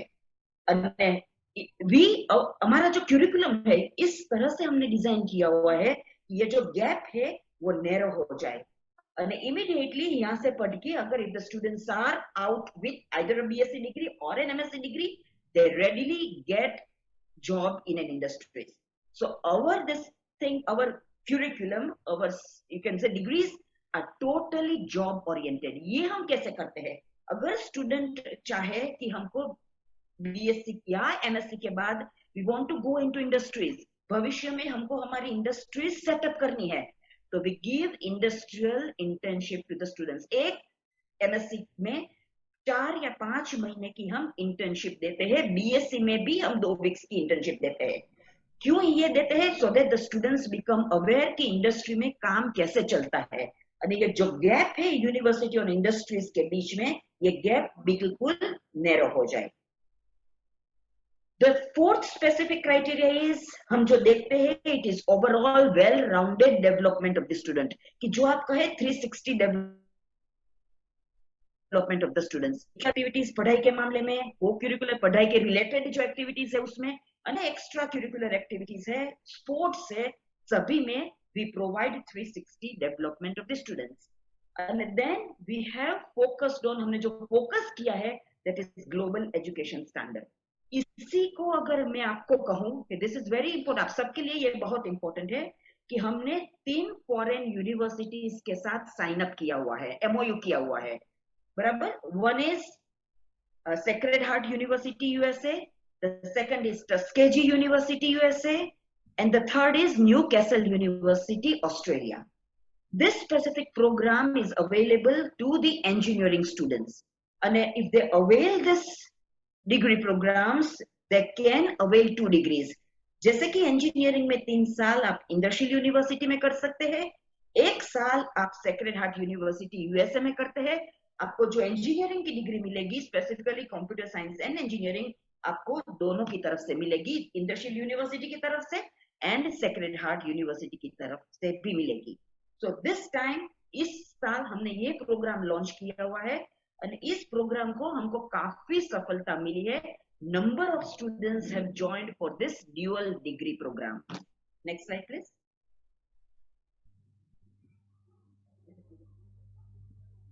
तो इंद्रशील यूनिवर्सिटी में एकेडमिक साइंस के लिए हम क्या प्रोवाइड करते हैं? जैसे कि मैंने आपको पहले बताया कि नेशनल एजुकेशन पॉलिसी ये जो है हमारी जो अनाउंस हुई है, इट स्ट्रेस किस पर भार देते हैं, स्किल डेवलपमेंट के ऊपर. You should produce students with skilled labor. અને based on this हमारा सिलेबस ऐसे डिजाइन किया हुआ है कि प्रैक्टिकल एक्सपीरियंस बहुत ही ज्यादा हम देते हैं. हमारा जो लर्निंग सिस्टम है it is completely experimental based. जैसे कि आपने वड़ा प्रधान श्री कल ही बोले थे कि व्हाट टू लर्न नहीं होना चाहिए इस अब के समय में. It should be how to learn, आप कैसे पढ़ेंगे. हमारा क्यूरिकुलम जो है वो जैसे मैंने आपको बताया, आपको डायरेक्टली आपको इंडस्ट्री में जॉब चाहिए तो इमीडिएटली आपको बीएससी और एमएससी के बाद इंडस्ट्री में जॉब मिलती है. हमारी लेबोरेटरीज केमिस्ट्री और बायोसाइंसेज जो है उनको मैं आपका फोटोग्राफ्स दिखाऊं तो आपको पता चल जाएगा कि कितनी सोफिस्टिकेटेड लेबोरेटरीज हमारे पास है. जैसे कि मैंने कहा था हमारे पास अटल इंक्यूबेशन सेंटर है, we have SSIP totally supported by government of Gujarat. हम इस देश के जो यूथ है, स्पेसिफिकली गुजरात के जो यूथ है, उनको हम एनकरेज करते हैं कि वो फ्यूचर एंटरप्रेन्योर्स बने. जैसे कि मैंने आपको कहा था curricular and extra curricular activities में भी हम सपोर्ट करते हैं. हम इलेक्टिव्स ऑफर करते हैं, ऐसे कि नहीं कि स्टूडेंट एक ही सब्जेक्ट पढ़े, काफी सब्जेक्ट्स के चॉइसेस हम देते हैं, उसमें से स्टूडेंट्स को सिलेक्ट करना होता है based on his or her interest. And the most important part of our course science as well as engineering course is that हम encourage करते हैं कि students they take up research as their future career. Future career में वो लोग students जो है they should take up research, क्योंकि हमारी जो यूनिवर्सिटी का मेन ऑब्जेक्टिव है to develop our university. जो stress हमारी यूनिवर्सिटी का होता है it is based equal stress on both teaching as well as research. Teaching and research को हम इक्वल स्ट्रेस देते हैं. Next slide please. हमारी जो फैकल्टी आप देखिए कि जिसके with home the students get exposed, सभी हमारी फैकल्टीज पीएचडीज है. All are PhDs in science, PhDs in engineering. और ये सब जो फैकल्टी है वो जो राष्ट्रीय कक्षा की जो इंस्टीट्यूशंस है उसमें से आए हुए हैं. As I told you, credited internship programme से हम सॉफ्ट स्किल की भी ट्रेनिंग देते हैं सो दैट आपको प्लेसमेंट में मददरूप हो. Next slide please. अगर हमारे प्रोग्राम के लिए मैं आपको बताऊं कि it is the first life sciences university in the country. पहली लाइफ साइंसेज यूनिवर्सिटी है और मल्टी डिसिप्लिनरी यूनिवर्सिटी है. नेशनल एजुकेशन पॉलिसी में तो कहा गया है कि बाय 2040 ऑल यूनिवर्सिटीज को मल्टी डिसिप्लिनरी यूनिवर्सिटीज में कन्वर्ट होना होता है. But this our you can say our dimension was wider quite from the very beginning, from 2018 onwards, and that is why life sciences जो multidisciplinary सब्जेक्ट है उसी के लिए हमने एस्टैब्लिश किया है. All the subjects related to life sciences. तो हमारे पास स्कूल ऑफ इंजीनियरिंग है, स्कूल ऑफ साइंस है. स्कूल ऑफ इंजीनियरिंग जो ऑफर करती है वो BTech in computer science and engineering, BTech in mechanical engineering, BTech in chemical and biochemical engineering और पीएचडी भी ऑफर करती है. स्कूल ऑफ साइंस जो हमारे पास, जिसके लिए मैंने आपसे बात करी थी कि why to take up science as a career, तो हम जो प्रोवाइड करते हैं degree in BSc honours in chemistry, BSc honours in biosciences. तो हमारी जो यूनिवर्सिटी है गुजरात में पहली यूनिवर्सिटी है कि जो ऑनर्स की डिग्री केमिस्ट्री और बायोसाइंसेज में ऑफर करती है. केमिस्ट्री में पोस्ट ग्रेजुएशन ऑफर करते हैं. We offer MSc in animal biology, we offer MSc in microbiology, as well as आपको अगर रिसर्च में इंटरेस्ट हो तो you can take up PhD as your future option. Next slide please. तो हमारी जो यूनिवर्सिटी के जो प्रोवोस्ट है, बराबर, ऑन विच जिसके प्रोवोस्ट जो लीडर है उनके ऊपर पूरी यूनिवर्सिटी की जो प्रोग्रेस है दैट इज डिपेंडेंट. तो अवर जो मेंटर है, प्रोवोस्ट है, that is doctor GS Yadav. बहुत सारे अवार्ड्स मिले हैं साइंस में, जो उच्च कक्षा के अवार्ड कहते हैं, भटनागर फेलो, जेसी बोस फेलो, उस तरह के अवार्ड्स उनको मिले हैं. पेटेंट सब आपने सुना होगा. 11th-12th में आपको क्यूरिकुलम में कोर्स भी होगा आईपीआर का. तो देखो 150 प्लस पेटेंट्स उनके पास है. संशोधन पत्र उन्होंने 1400 के ऊपर लिखा है. 250 स्टूडेंट्स को उन्होंने पीएचडी डिग्री के लिए गाइड किया हुआ है. तो आप इससे देख सकते हैं कि रिसर्च की क्या इंपॉर्टेंस है. बराबर. Why and who is our leader, and based on our leader you can say what kind of university we are into. Next. School of science के ये सब प्रोग्राम्स मैंने दिखाए थे. नेक्स्ट. हाँ, नेक्स्ट स्लाइड प्लीज. हाँ, लेबोरेटरी की मैंने आपसे बात करी थी.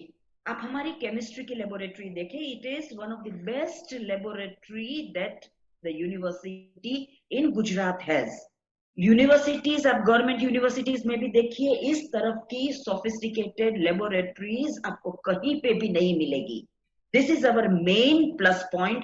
And as I have told you कि जैसे कि हम skill based education students को offer करते हैं, more of practical training, more of experimental learning, and you would be devoting. आप अगर जो यूनिवर्सिटी में आएंगे तो जो समय आपका है वो पूरा समय 75 to 80% of your time would go into this working in these laboratories. It is really a fun to work in this. Next. आपने नाम सुना होगा, जैसे कि हमारे पास जो वैज्ञानिक साधन है, जो जिसको NMR कहते हैं, पढ़ाई में आपके आया होगा 11th-12th के अंदर. इसकी कॉस्ट 3 करोड़ या 4 करोड़ के बीच में है. दिस NMR हमारी यूनिवर्सिटी के पास है. मास्टर स्टूडेंट के लिए, MSc के स्टूडेंट्स के लिए एंड PhD के स्टूडेंट्स के लिए, दोनों के लिए दिस इंस्ट्रूमेंट इज अवेलेबल. अगर आप दिस इंस्ट्रूमेंट का अगर आपको नॉलेज हो, if you have complete knowledge of this instrument and if you write it in your CV, immediately any of the industries will employ you for a job. Next.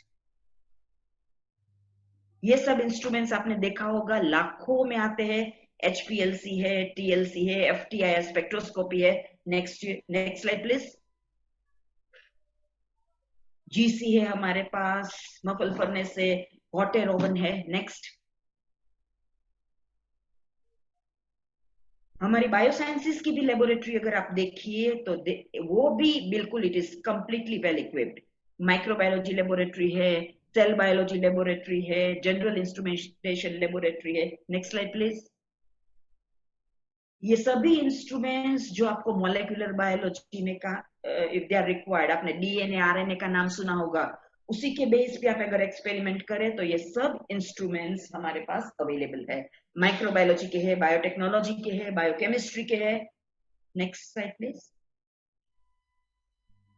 Again, all the instruments that are present and which are required for studies in sciences. Thermal cycler की अगर मैं बात करूं, आपने सुना होगा, DNA का जो एम्प्लीफिकेशन होता है, PCR रिएक्शन 11th या 12th में आपने पढ़ा होगा, वो भी साइंटिस्ट ने कैसे डिस्कवर किया था. वो he was just travelling through redwoods in USA में. एक रात को वो ट्रैवल कर ड्राइव के लिए जा रहे थे और उसके रात के समय उनको ये दिमाग में आया, ये जो DNA हम जो एक्सट्रैक्ट करते हैं बैक्टीरिया से या ह्यूमन बींग्स के, उसको अगर मिलियंस ऑफ कॉपीज हमको ये DNA की चाहिए तो how it should be done. 1 घंटे के लिए उन्होंने कार ड्राइव करते करते सोचा, विद मॉर्निंग में अगर वो वहां पर पहुंचे लेबोरेटरी में, and he started with the experiment, and with in 3 to 4 hours उनका DNA एम्प्लीफाई हो गया और उनके बेस पे कैरी मुलिस को 1983 में नोबेल प्राइज मिला. जैसे मैंने आपको कहा, it just requires a creative mind. बराबर. एक आपको सोचना, ऑब्जर्वेशंस आपको चाहिए, आपको सोचना चाहिए कि why it is like this, how can I do this. Next. This will make you succeed in science. Next.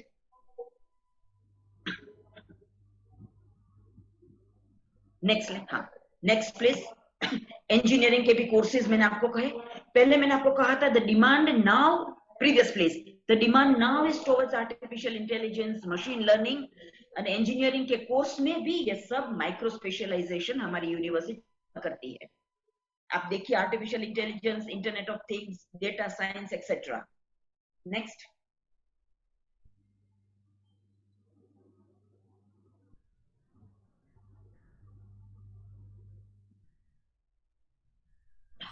Chemical, biochemical engineering की ब्रांच जो भी हम चला रहे हैं, उसमें भी ये सब माइक्रो स्पेशलाइजेशन. तो based on your wish, based on your this thing, you can select any of this micro specialisation. Thermal engineering हो, इंडस्ट्रियल इंजीनियरिंग हो, ऑटोमोबाइल्स एंड रोबोटिक्स हो, एक्सेट्रा. नेक्स्ट. ये हमारे computer laboratory students are working. Next.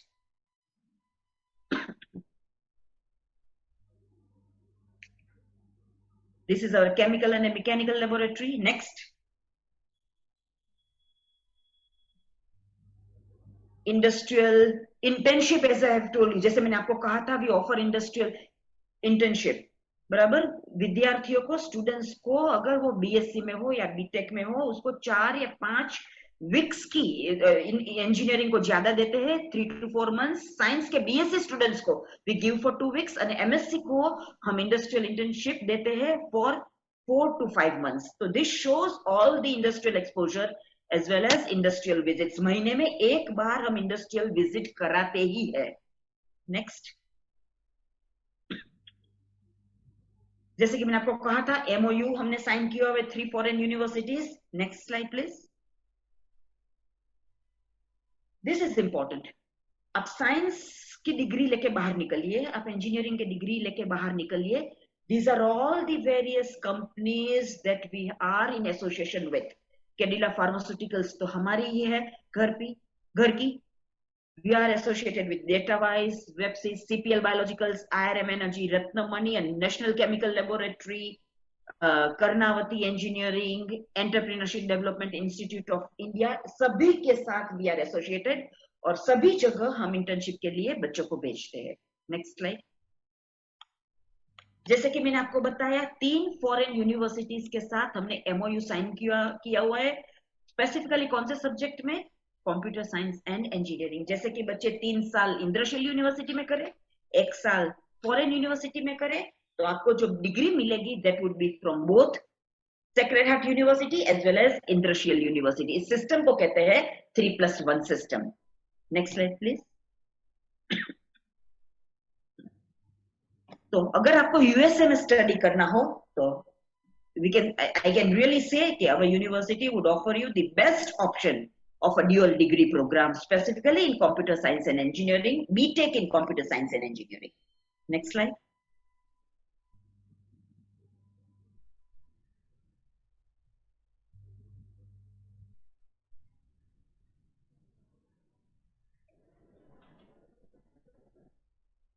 जैसे कि मैं आपको बताया है, we should now look into well-rounded development of the students.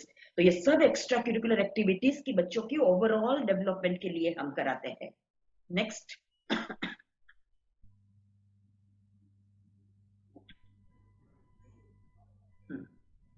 तो इससे मैं आप कहूं तो साइंस अगर आपको लेना है, अगर आप देखिए कि हमारी जो अभी जो सिचुएशन क्रिएट हुई है कोविड-19 की, इमीडिएटली आफ्टर फरवरी और मार्च, इसमें जो स्ट्रेस दिया हुआ है वो साइंस को स्ट्रेस दिया हुआ है. All the national laboratories across India जो आजकल है 24/7 जो काम कर रही है, that is towards vaccine development for covid disease. सभी लोग 24/7 साइंटिस्ट जो है आजकल काम कर रहे हैं वैक्सीन डेवलपमेंट के लिए.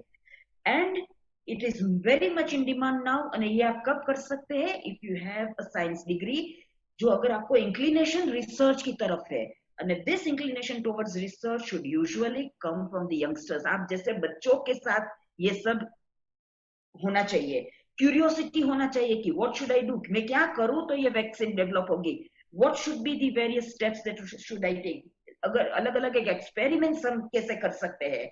तो that is why I tell you कि अभी जो सिचुएशन पूरे वर्ल्ड में जो क्रिएट हुई है उसी से, and the world is running after, racing after development of vaccines.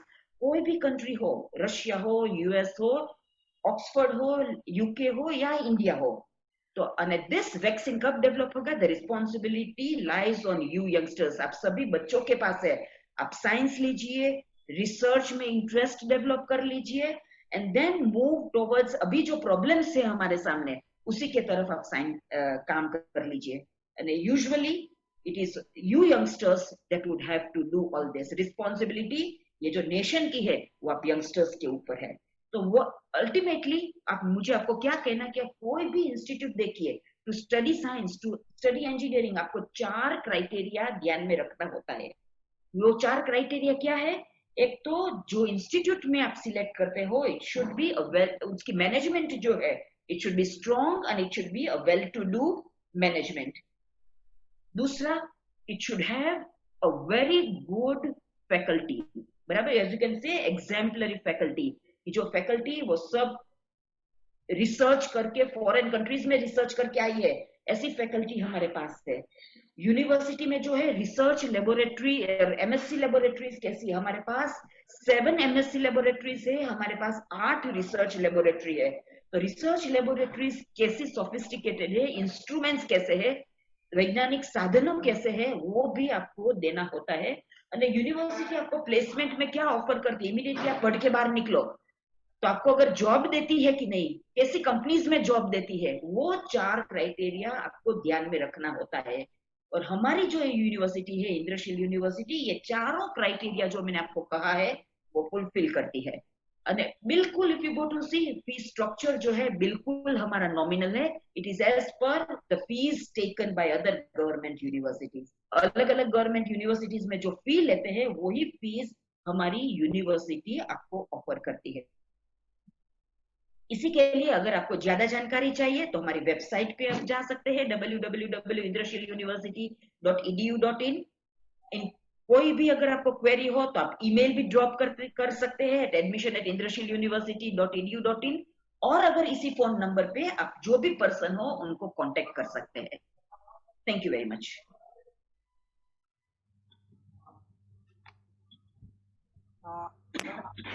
Madam Tushar here. Pardon? Tushar here. एक क्वेश्चन मैं आपसे पूछूंगा। हेलो। हाँ जी। हाँ जी। इंद्रशील यूनिवर्सिटी वैसे देखा जाए तो नॉर्थ गुजरात साइड पे है, तो अगर सेंट्रल गुजरात या साउथ गुजरात से अगर किसी को वहां पढ़ने जाना है तो वहां पे हॉस्टल फैसिलिटीज वगैरह ऐसा कुछ, क्योंकि थोड़ा उसके ऊपर लाइट डालेंगे। हमारे पास हॉस्टल फैसिलिटीज है लड़कियों के लिए, फॉर गर्ल्स, कैंपस में ही है। Okay. Kilometres away from the campus के, जैसे कि बॉयज और गर्ल्स दोनों का हमने एक साथ नहीं रखा है। Great ma'am. और it is just 40 kilometres from Ahmedabad. Okay, fine. Okay, thanks a lot ma'am. Over to Hitesh ji. Welcome. धन्यवाद डॉक्टर भारती दवे मैडम, आपने साइंस एजुकेशन के बारे में बहुत अच्छी जानकारी दी। अब मैं श्रीमती हेतल पिठड़िया मैडम को आमंत्रित करना चाहता हूं। श्रीमती हेतल मैडम ने diploma in designing and animation में किया है। उन्हें इस विशिष्ट क्षेत्र में पढ़ाने में 15 साल का अनुभव है। मैडम भारत की अग्रणी संस्था image Institute of Digital technology के सीनियर फैकल्टी के पद में काम करती है।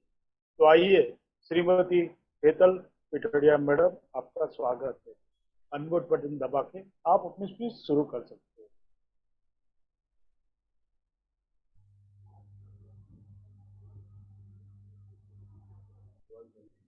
Ma'am unmute please.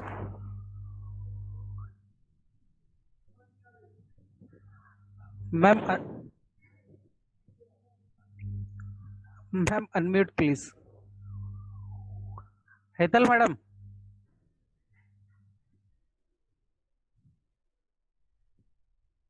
Hello Hetal madam. हाँ जी। हाँ, नाउ इट्स ओके। हाँ, good afternoon all students. Thank you Hitesh भाई, thank you दीवान जी, आपने हमें इनवाइट किया हमारे सब्जेक्ट के बारे में इंफॉर्मेशन देने के लिए। अब मैं कुछ शेयर करना चाहती हूँ।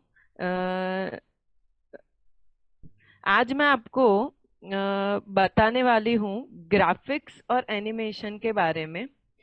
ये जो कोर्स हम करवाते हैं इमेज इंस्टीट्यूट के अंदर, जिसके जो आप आफ्टर 10th या 12th आप कर सकते हैं, करियर बेस्ड कोर्स भी आप कर सकते हैं, और बेसिक डिप्लोमा कोर्स भी है हमारे पास हमारे फील्ड में। मतलब it is all colourful field, like designing है इसके अंदर, एनिमेशन है। So there are 4 fields available basically in graphics. ये जो बताया है ग्राफिक्स, सेकेंड जो है वो वेब है, देन एनिमेशन एंड वीएफएक्स। ये 4 फील्ड के थ्रू आप कोर्सेज है हमारे पास अलग अलग, जिसमें से आप कोई भी कोर्स ले सकते हैं।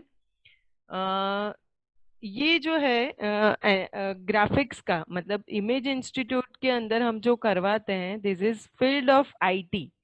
मतलब आईटी में अगर आपको करियर बनाना है स्टूडेंट्स को, तो ये बहुत ही अच्छा एक फील्ड है जिसके अंदर आप सीख सकते हैं। जो भी कोर्स है वो मैं अभी आपको प्रेजेंट करूंगी कि इसमें किस टाइप का कोर्सेस अवेलेबल है, उसका ड्यूरेशन क्या है और उसके बेनिफिट क्या है सीखने के। और this course is totally in practical platform पे है। मतलब ये जो फील्ड है हमारा जिसमें आप एनिमेशन या ग्राफिक्स या वीएफएक्स, तो उसमें जितना भी है हमें थ्योरी कम आता है, ये टोटली प्रैक्टिकल बेस पे हमें जाना है। सो हम आगे बढ़ेंगे इसमें। So there are 5 major avenues for this careers in IT. अगर हम आईटी की बात करेंगे तो आईटी के अंदर मल्टीमीडिया जो है वो 3rd स्टेज पे आता है। हम 1 बाय 1 इसमें जाएंगे। जैसे फर्स्ट हमने जो लिया है यहाँ पे, दैट इज प्रोग्रामिंग, जो सॉफ्टवेयर डेवलपमेंट साइड जाता है। हम पूरे आईटी की बात कर रहे हैं, जिसमें आप लोगों ने सुना होगा BCA, BSc IT, B computer, then MCA. तो this is programming language is totally different. मतलब इसमें आपको जो भी होता है प्रोग्राम के थ्रू आपको वर्क करना रहता है। मतलब ये जो है प्रोग्रामिंग सॉफ्टवेयर डेवलपमेंट साइड जाता है। दूसरा आ जाता है field in the field of IT, that is networking field. आपने सुना होगा CCNA, MSCE, but our is totally different field, multimedia. So multimedia क्या होता है, उसमें कौन से कोर्सेज अवेलेबल हैं, वो हम आगे समझेंगे। Now why this is different and creative field. Multimedia बहुत ही क्रिएटिव फील्ड है, क्योंकि इसमें हम जितना भी विजुअलाइज कर सकते हैं उतना अच्छा वर्क हम इसमें बना सकते हैं। ठीक है, डिजाइनिंग में आज आप देखो मीडिया, एडवर्टीजमेंट और जितने भी आप देखते हो वो सारे क्रिएशंस कहीं ना कहीं तो होते हैं। जैसे बड़े बड़े पोस्टर्स लगाते हैं या मार्केटिंग के थ्रू कुछ भी करना होता है। एंड आजकल हम देखते हैं रेगुलर हमारे फील्ड में व्हाट्सएप में हमें मैसेजेस मिलते हैं। जैसे अभी रक्षाबंधन गई तो रक्षाबंधन के अंदर हम पर्सनली नहीं जा पाए ड्यू टू कोविड, तो हमने सब मैसेजेस में वीडियोस भेजे हमारे भाई लोगों को या वॉटेवर, तो और या तो इमेजेस बना के भेजे। तो वो सब हम ये सीखने के बाद मल्टीमीडिया के माध्यम से हम कर सकते हैं। देन 4th फील्ड जो इंटरनेट का फील्ड है, जो जावा, वेब ग्राफिक्स, वेब एनिमेशन, जिसमें 2 आते हैं, फ्रंट एंड आता है एंड बैक एंड आता है। एक जो रेडीमेड डिजाइन दे देता है, बैकएंड में उसका प्रोग्रामिंग जनरेट होता है। तो इंटरनेट के थ्रू मेनली इसमें वेब ग्राफिक्स और वेब एनिमेशन इंटरनेट के माध्यम में आता है, वो भी आईटी का एक फील्ड है। Then 5th is hardware. हम सभी को पता है आजकल हम हार्डवेयर के थ्रू काफी सारा वर्क करते हैं। तो हार्डवेयर की अगर आप बात करोगे तो BE computer, BE IT, then high end logic उसमें यूज होता है, तो वो हार्डवेयर साइड जाता है। पर हम इसमें ज्यादा डिस्कस नहीं करेंगे, हम मल्टीमीडिया के बारे में आज समझने वाले हैं। तो मैं नेक्स्ट स्लाइड में जाती हूँ। अब मल्टीमीडिया जो है वो कौन से फील्ड में यूज होता है वो मुझे आपको समझाना है। तो इन the field of finance, finance सबको पता होगा। तो अगर कोई बच्चा 10th 12th के बाद अगर फाइन आर्ट्स ले रहा है, अगर वो ड्राइंग में अच्छा है या उनको कार्टून्स बनाना पसंद है, तो फाइन आर्ट्स में उनको वो ऑन पेंसिल से स्केचिंग बनाना वगैरह सिखाया जाता है। वही चीज हम कंप्यूटर से आपको सिखाते हैं। वी हैव डिफरेंट सॉफ्टवेयर्स, जिसका भी मैं आपको इंट्रोडक्शन दूंगी, जिसके थ्रू हम आपको ये सिखाते हैं कि how to work with this. वैसे ही आपने सुना होगा interior designing, in the field of interior designing and architect, उसमें भी आप इसका यूज कर सकते हो। Mass comm journalism, fashion designing के फील्ड में आजकल आप देखते हो। In the field of photography, तो आजकल ऐसा होता है कि प्री वेडिंग शूट होता है या जिसमें फोटोज क्लिक किए जाते हैं और उसका एक प्रेजेंटेशन जैसा जब हम मैरिजेस में जाते हैं तब हम देखते हैं। तो उस टाइप का कुछ भी वर्क का क्रिएशन अगर करना है तो वो हम ये सीखने के बाद कर सकते हैं। So in multimedia we have, next slide. तो अब ये मल्टीमीडिया है क्या, उसमें कितने मीडियाज यूज होते हैं और उसका कैसे कैसे यूज किया जाता है, वो मैं आप सबको बताऊंगी। तो हम बेसिक से स्टार्ट करते हैं। सो मल्टीमीडिया के मीडियम्स, टोटल 5 मीडियम्स है मल्टीमीडिया में। First medium is graphics, second medium is animation. अब ये जो सेकेंड मीडियम है उसके ऊपर थर्ड मीडियम डिपेंडेंट है, मतलब ऑडियो। अब एनिमेशन शॉर्ट में अगर हम लेंगे तो एनिमेशन हम सभी, कार्टून्स बहुत पसंद आते थे जब हम छोटे थे। तब टॉम एंड जेरी आता था, देखने के लिए हम बैठ जाते थे। तो वो कैरेक्टर को क्रिएट करना, उसमें मूवमेंट डालना, तो ऑडियो के बिना वो पॉसिबल नहीं है। तो इन the field of animation audio include हो जाता है, but that is a third medium of this multimedia.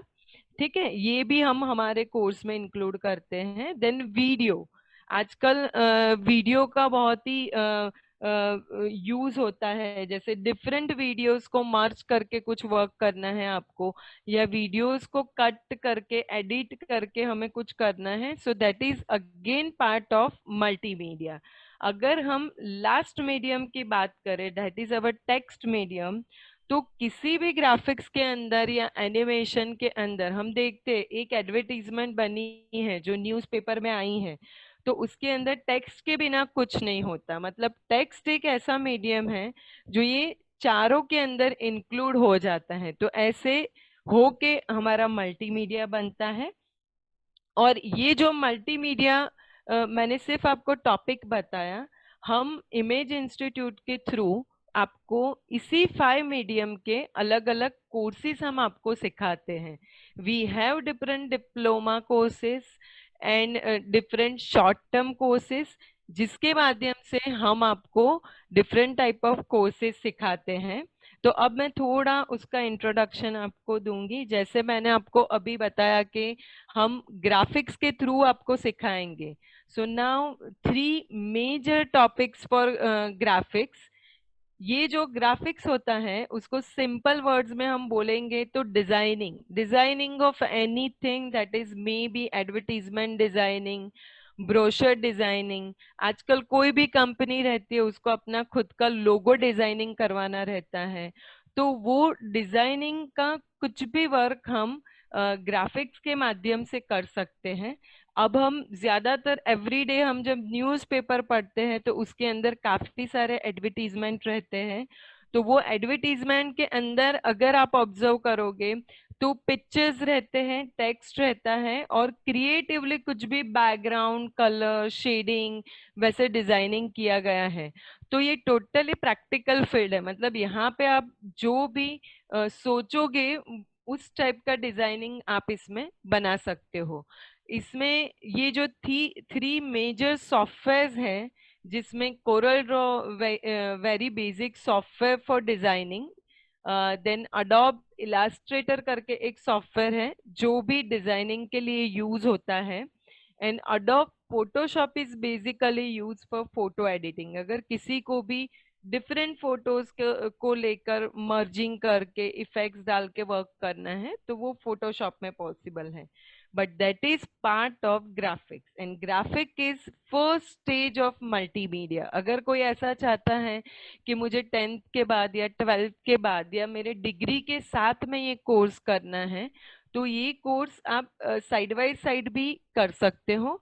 आजकल कोविड के उसमें हम ऑनलाइन कोर्सेज भी करवाते हैं, हम ऑनलाइन फ्री डेमोज भी प्रोवाइड करते हैं, ताकि अभी जो मैं आपको दे रही हूँ वो थोड़ा मैं आपको उसके एग्जाम्पल्स इतने नहीं दिखा पा रही हूँ, तो वो हम तब आप लोग देख सकते हो। तो जो स्टूडेंट्स ग्राफिक जो है उसके अंदर पूरा हम डिजाइनिंग का कवर अप करते हैं, जैसे किसी कंपनी का विजिटिंग का डिजाइन करना आया, ब्रोशर डिजाइन करना आया, वो कैसे डिजाइन किया जाता है, उसमें कलर्स कैसे लेना है, उसका साइज क्या होना चाहिए, तो बेसिक से हम स्टार्ट करते हैं।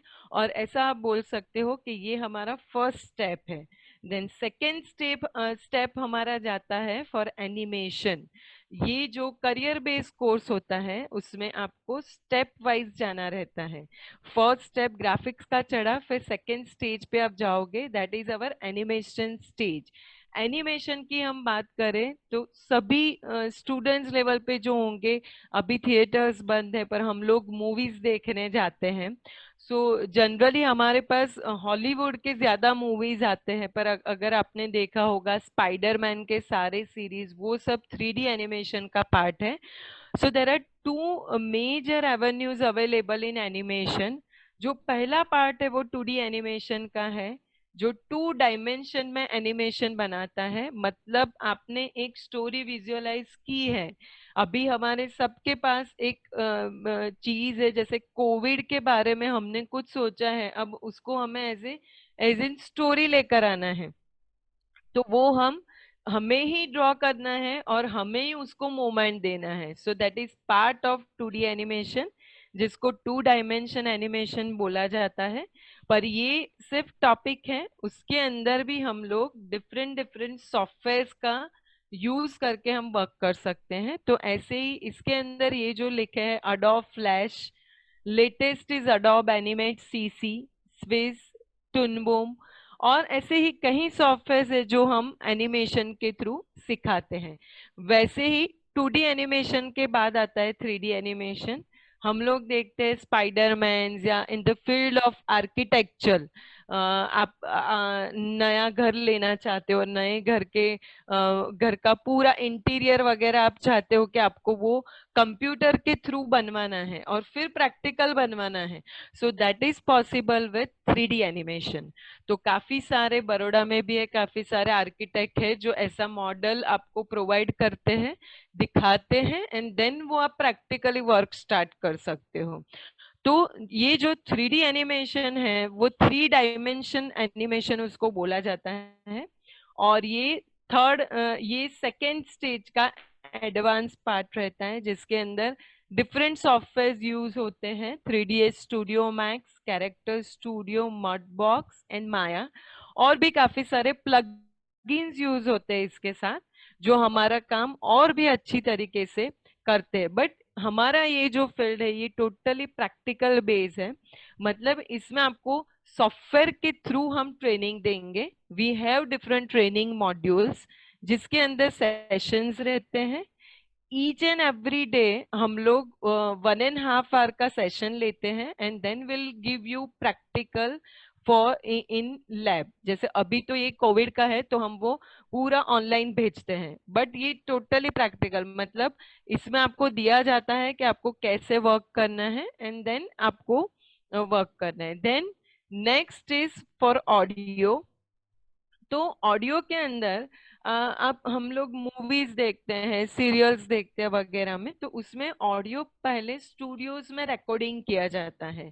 आजकल देखिए पुराने गानों को नए गाने में प्रदर्शित किया जाता है, हमें सुनाया जाता है, तो वो जो पुराने गाने हैं उसको हमें साउंड रिमिक्सिंग करके नए गाने बनाने हैं। So that is possible with audio part से वो हो सकता है। उसमें डिफरेंट बीट्स, बाइट्स, म्यूजिक्स कैसे ऐड करना है, उसको कैसे कट करना है और डिफरेंट कैसे उसको ऐड करना है, वो हम इसके थ्रू सिखा सकते हैं आपको।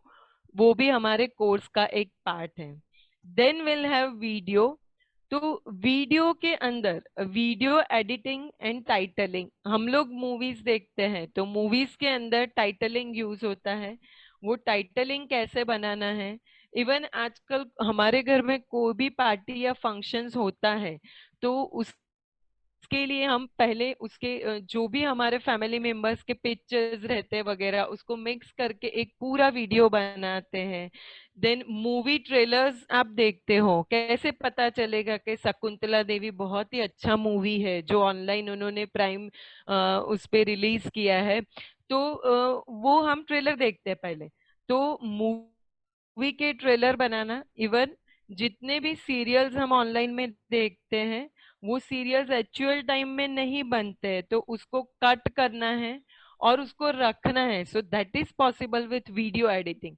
तो हमारे पास वीडियो एडिटिंग के भी डिफरेंट कोर्सेज हैं जिसके अंदर हम इंक्लूड करते हैं how to edit videos, how to cut videos, उसमें इफेक्ट्स कैसे डालने हैं, और ये भी करियर बेस्ड कोर्स का एक पार्ट है। एंड इसमें लास्ट आएगा स्पेशल इफेक्ट्स इन मूवीज। ये सबका बहुत ही फेवरेट सब्जेक्ट है।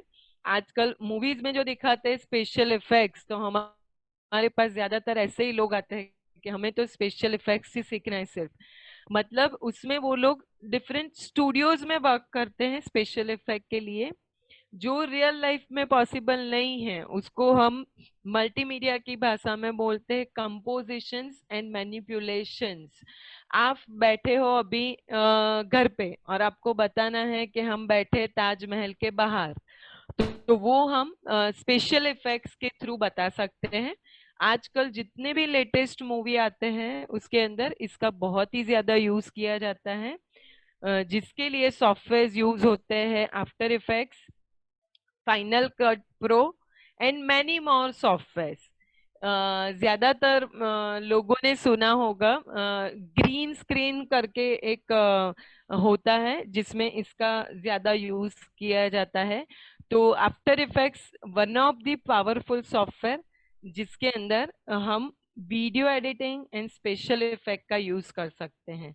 एंड नेक्स्ट टेक्स्ट, ये सभी में आता है। जब आप कुछ भी एडिट करोगे आपको कहीं पे भी टेक्स्ट डालना है। तो ऐसे ये जो हमारा बना ये पूरा हमारा करियर बेस्ड कोर्स है जो आप इसके थ्रू सीख सकते हो। अब what about jobs and scope of work, अभी जितना भी मैंने बताया ये 5 मीडियाज ये हमारे करियर बेस्ड कोर्स में इंक्लूड होता है। अगर आप इंक्वायरी करना चाहते हो तो हमारे इमेज के नंबर पे या निर्देशिका से आपको हमारा नंबर मिलेगा, वहां से आप कर सकते हैं। पर ये सीखने के बाद इसका यूज आप कहाँ पे करोगे, उसका स्कोप कहाँ पे है, आपको प्लेसमेंट कहाँ पे मिलेगा, तो वो एक बहुत बड़ा क्वेश्चन है। तो उसके लिए फर्स्ट उसका फील्ड आता है प्रिंट मीडिया का। जैसे मैंने पहले ही बताया आपको, होर्डिंग्स बनते हैं, बैनर्स बनते हैं, पोस्टर्स, कैलेंडर्स बनते हैं, देन ग्रीटिंग कार्ड्स बनते हैं। So that is all basic field print media का जो फील्ड है उसमें ये कोर्स का आप यूज करके कर सकते हो। Then second media is web media. इसका बहुत ही ज्यादा यूज होता है। पहले हम कार्ड हाथ से देने जाते थे या पोस्ट से हमें भेजते थे। आजकल जो कार्ड यूज होता है that is all e cards, मतलब ऑनलाइन ही हमें सारे कार्ड मिल जाते हैं। तो how to create that e cards, तो वो उसका जहाँ पे भी वर्क होता है, जो लोग ई कार्ड्स बनाते हैं, वेबसाइट्स बनाते हैं या वेब एनिमेशन बैनर्स बनाते हैं, वहां पे आपको जॉब्स मिल सकते हैं या प्लेसमेंट मिल सकता है इन the field of electronic media. That is your corporate presentations अगर आपको बनाने होंगे, या तो कोई आपको बोलेगा कि हमें कार्टून कैरेक्टर्स की एक छोटी सी स्टोरी बनानी है, उसकी स्क्रिप्ट आपको दी जाएगी और आपको वो स्टोरी क्रिएट करनी होगी, तो वो आप इसमें बना सकते हो। एडवर्टीजमेंट आप इसमें बना सकते हो। देन लोकल न्यूज चैनल में भी एडिटिंग में हम ये सारे मीडियम का यूज कर सकते हैं। Then in the field of textile designing, fashion designing, jewellery designing, and मैंने बोला वैसे आर्किटेक्चर डिजाइनिंग में भी आपको स्कोप मिल सकता है कि ये आप कैसे करोगे। एंड देन अब इसके अंदर करियर बनाने के लिए आपके पास इतने सारे ऑप्शंस हैं। जैसे मैंने अभी 5 मीडियाज आपको बताए, उसको हमने अलग अलग कोर्स में ऐसे डिफाइन कर दिया है।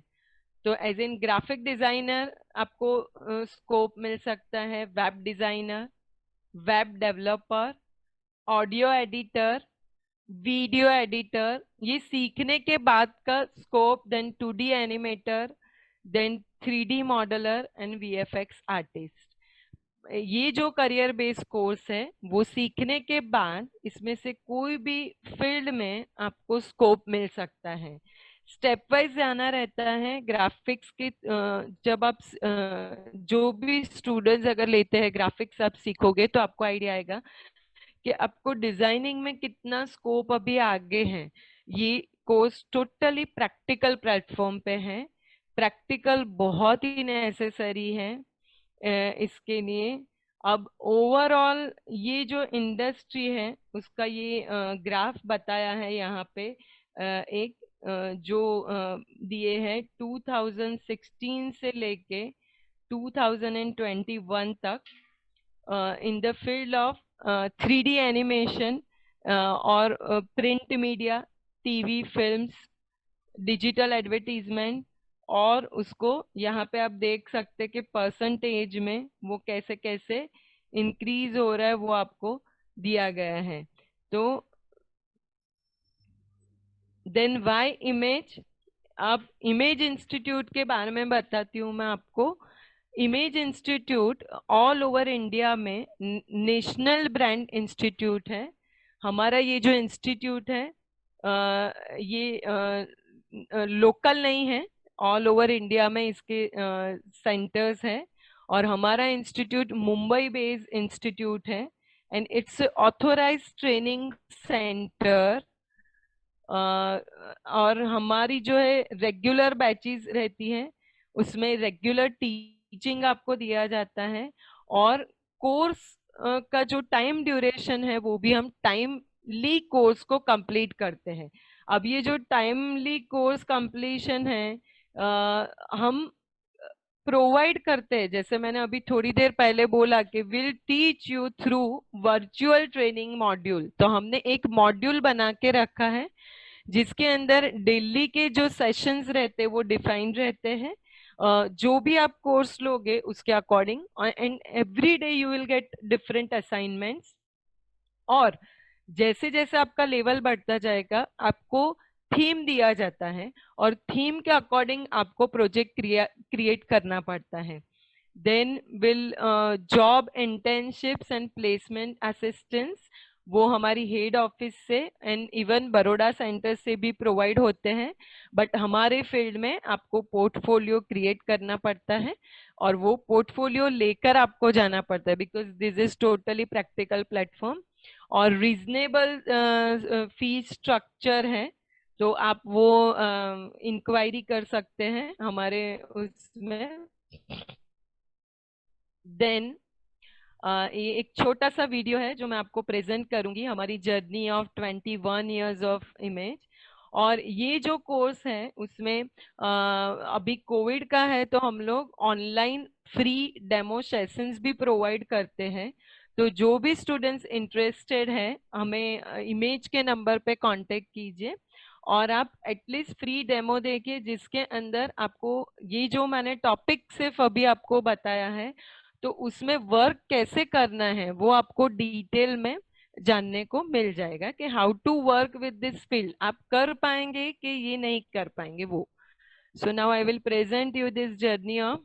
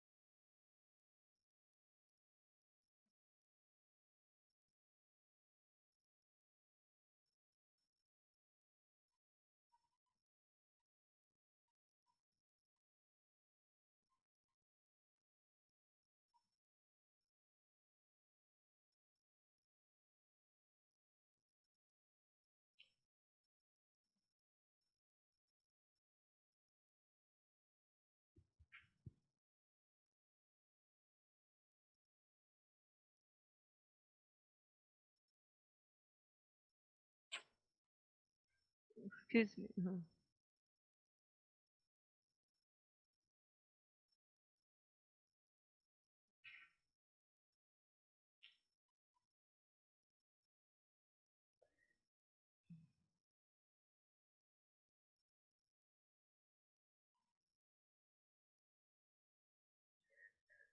Okay, so thank you so much, all of you. Thank you.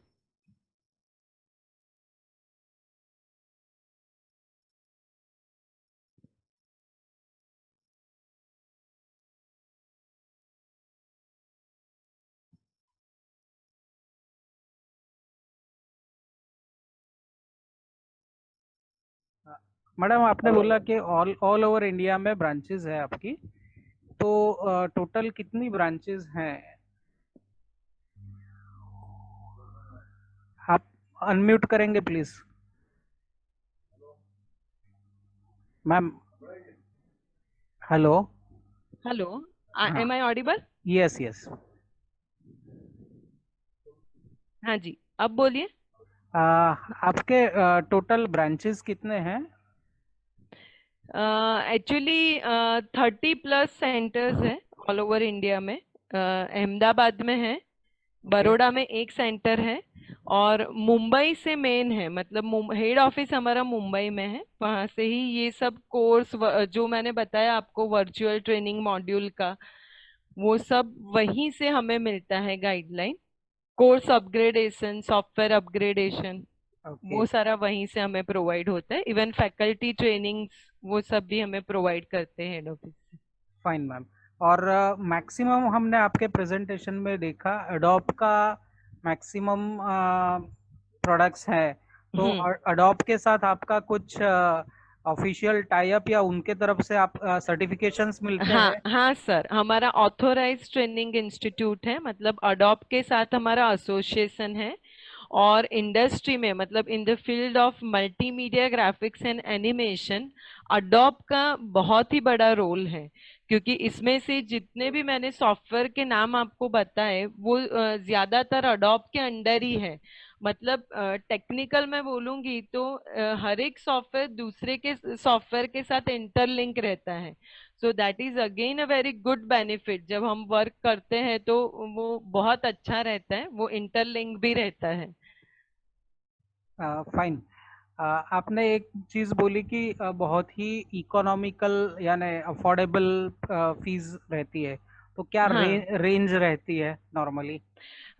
Sir, उसके लिए आपको you will have to talk to our ma'am Ruchika ma'am. वो फीस मैं आपको इधर बता भी नहीं सकती, और क्योंकि मेरा फील्ड, हम लोग यू ट्रेनिंग आर में द है। फैकल्टी। तो आप, हाँ हाँ, तो आप डेफिनेटली कांटेक्ट कर सकते हैं हमारे इंस्टीट्यूट पे।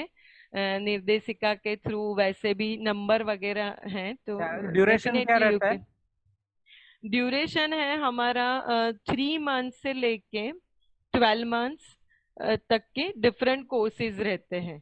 और उसमें जैसे मैंने बताया, अगर कोई बंदा सिर्फ डिप्लोमा इन ग्राफिक्स में जाएगा तो वो डिजाइनिंग एडिटिंग लेगा, तो वो 3 मंथ्स का कोर्स रहता है। So we include that in short term duration courses. फिर VFX के अलग डिप्लोमा कोर्सेज आते हैं, but our main focus is on career based course, जो 12 मंथ्स का रहता है। हम स्टार्टिंग करते हैं ग्राफिक्स से, फिर animation, advance animation and VFX। Fine. और कहाँ पे प्लेस होते हैं मैडम आपके स्टूडेंट्स? बेसिकली क्या है, प्लेसमेंट का ऐसा है कि अगर कोर्स पे डिपेंड होता है सर ये। फिर भी फॉर मीन्स कुछ एग्जांपल किसी ने सक्सेस स्टोरीज, हाँ, अगर कुछ सक्सेस स्टोरीज आप शेयर करना चाहें प्लीज। हमारे अभी इसमें मैंने इंक्लूड नहीं किया है। डेफिनेटली नेक्स्ट टाइम हम सक्सेस स्टोरीज के साथ आएंगे। We have so many students placed. पर मुझे याद है 5 या 6 साल पहले जो मेरे 3 स्टूडेंट्स थे जिन्होंने करियर बेस्ड कोर्स किया था, वो अभी मुंबई में स्टूडियो में बहुत ही अच्छा काम कर रहे हैं। और वो लोग 3D एनिमेशन में, जो मूवीज में जो वर्क होते हैं उसमें वो लोग प्लेस्ड हैं। नेम अजीत, अजय, डैनी, वो सब। बट अब क्या है ना सर कि वो कांटेक्ट उतने नहीं रहते हैं, दे वर्क विद स्टूडियोज, उनका टाइम और वो सब नहीं होता है ऐसे मैनेज, पर और विल वैसे definitely meet again to share, I come with my students also. Okay okay, और वैसे भी वो लोग तो बैक एंड में काम करते हैं, तो उनको उतना ग्लैमर थोड़ा कम मिलता है। टाइम, हाँ वो भी कम मिलता है, और सर क्या होता है कि वो जब गए हैं ना उसके बाद मिले नहीं है, सिर्फ फेसबुक और व्हाट्सएप का धन्यवाद है, वो है तो हम लोग आज भी ऐसे वो माध्यम से हम लोग बातें करते हैं। ओके कभी ऐसे मिल जाते हैं ग्रुप में, क्या चल रहा है कैसे चल रहा है, then they talk and. Fine. Hmm. जब आपके स्टूडेंट सक्सेस होते हैं तो आपको एज अ फैकल्टी क्या फील होता है? मुझे बहुत अच्छा लगता है, बट अभी ऐसा लग रहा है कि नहीं, अभी और बच्चे जाए आगे पढ़े, ओके बहुत अच्छा फील होता है। Okay fine, thanks a lot ma'am, thank thank you, you very thank you much. So much sir. Over over to Hitesh ji. धन्यवाद हेतल पिटड़िया मैडम। आपने हमें कंप्यूटर और डिजाइनिंग और एनिमेशन के बारे में बहुत अच्छी जानकारी दी। आप सभी श्रोता हमारे इस वेबिनार में पधारे और शांति से सुना, इसके लिए मैं हितेश शाह आपका तहे दिल से धन्यवाद करता हूँ। हमारा अगला वेबिनार तारीख 11 अगस्त 2020 को दोपहर 3 बजे होगा, जिसमें नए वक्ताओं के साथ हम फिर मिलेंगे। और मैं अगले वेबिनार का यहीं से आपको आमंत्रित करता हूँ। उससे पहले मैं तुषार जी को फ्री इंस्टेंट पर्सनालिटी के बारे में ज्यादा जानकारी देने और उसके बाद वोट ऑफ थैंक्स के लिए आमंत्रित करता हूँ। तुषार जी।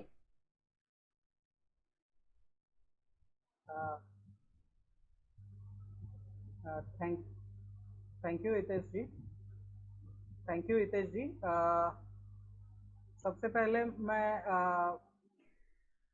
आपको बताऊंगा कि हमारा आज के सेशन में जब ये अनाउंस हुआ था तो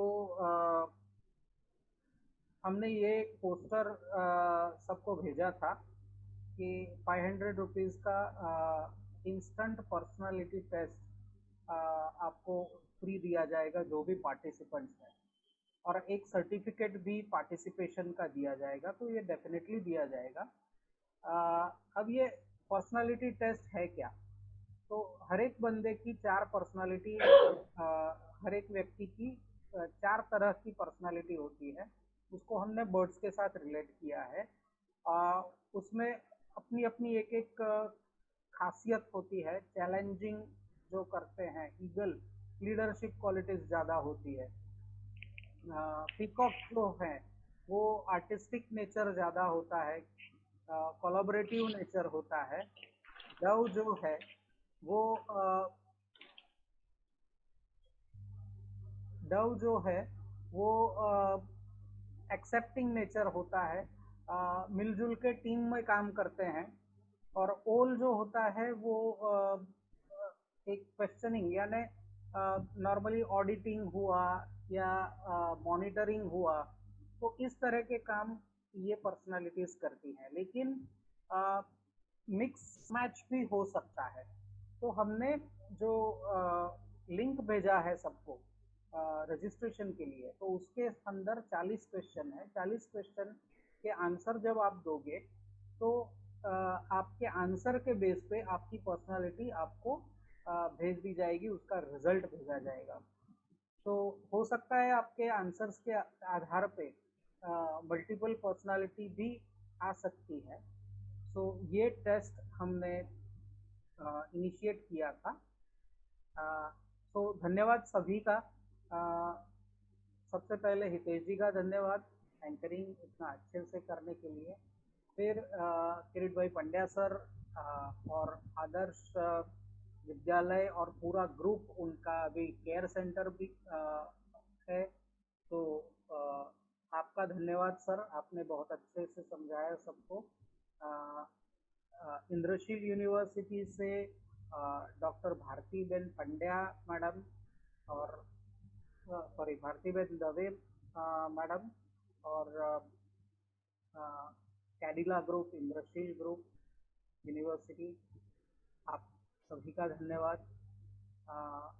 हेतल मैडम और Image Institute of Digital Technology Management का भी धन्यवाद। हमारे media partner Voice of Vadodara, उनका भी मैं निर्देश एजुकेशनल एंड रिसर्च फाउंडेशन की तरफ से धन्यवाद करता हूं। और हमारे दर्शकगण जो आज जूम पर और फेसबुक लाइव पर भी अच्छी भली संख्या में है, तो सभी का धन्यवाद करता हूं। आपने समय निकाला, हमें सुना, अच्छे अच्छे वक्ताओं को अप्रिशिएट किया। तो ऐसे ही हमारा ये वेबिनार सीरीज पूरे साल तक चलने वाला है। हम कोशिश करेंगे कि आपके इस माध्यम से आपके पास हम लोग अच्छे स्पीकर्स लेके आए, अच्छे कोर्सेज के बारे में इंफॉर्मेशन दे और इंडस्ट्री में एजुकेशन फील्ड में क्या नया चल रहा है उसके बारे में भी अपडेट करते रहें। और किसी को अगर करियर प्लानिंग के बारे में या करियर काउंसलिंग के बारे में कुछ जानकारी चाहिए तो ये हमारा एड्रेस है, अलकापुरी बड़ौदा में हमारा ऑफिस है। आप प्रायर अपॉइंटमेंट लेके आ सकते हो। हमारे यहाँ सोशल डिस्टेंसिंग का, फिजिकल डिस्टेंसिंग का पूरा ध्यान रखा जाता है सैनिटाइजेशन के साथ। तो आप आ सकते हो। जिनको इलेक्ट्रॉनिकली कांटेक्ट करना है वो ईमेल से भी कांटेक्ट कर सकते हैं। ये 2 फ़ोन नंबर्स दिए गए हैं, उससे हमें बात करके या व्हाट्सएप करके या मैसेज करके भी आप अपने क्वेरीज पूछ सकते हो। तो धन्यवाद, थैंक यू वेरी मच। और आप सभी का thank you. Please stay safe, stay healthy, अपने आप का ख्याल रखिए। Thank you very much. Good night.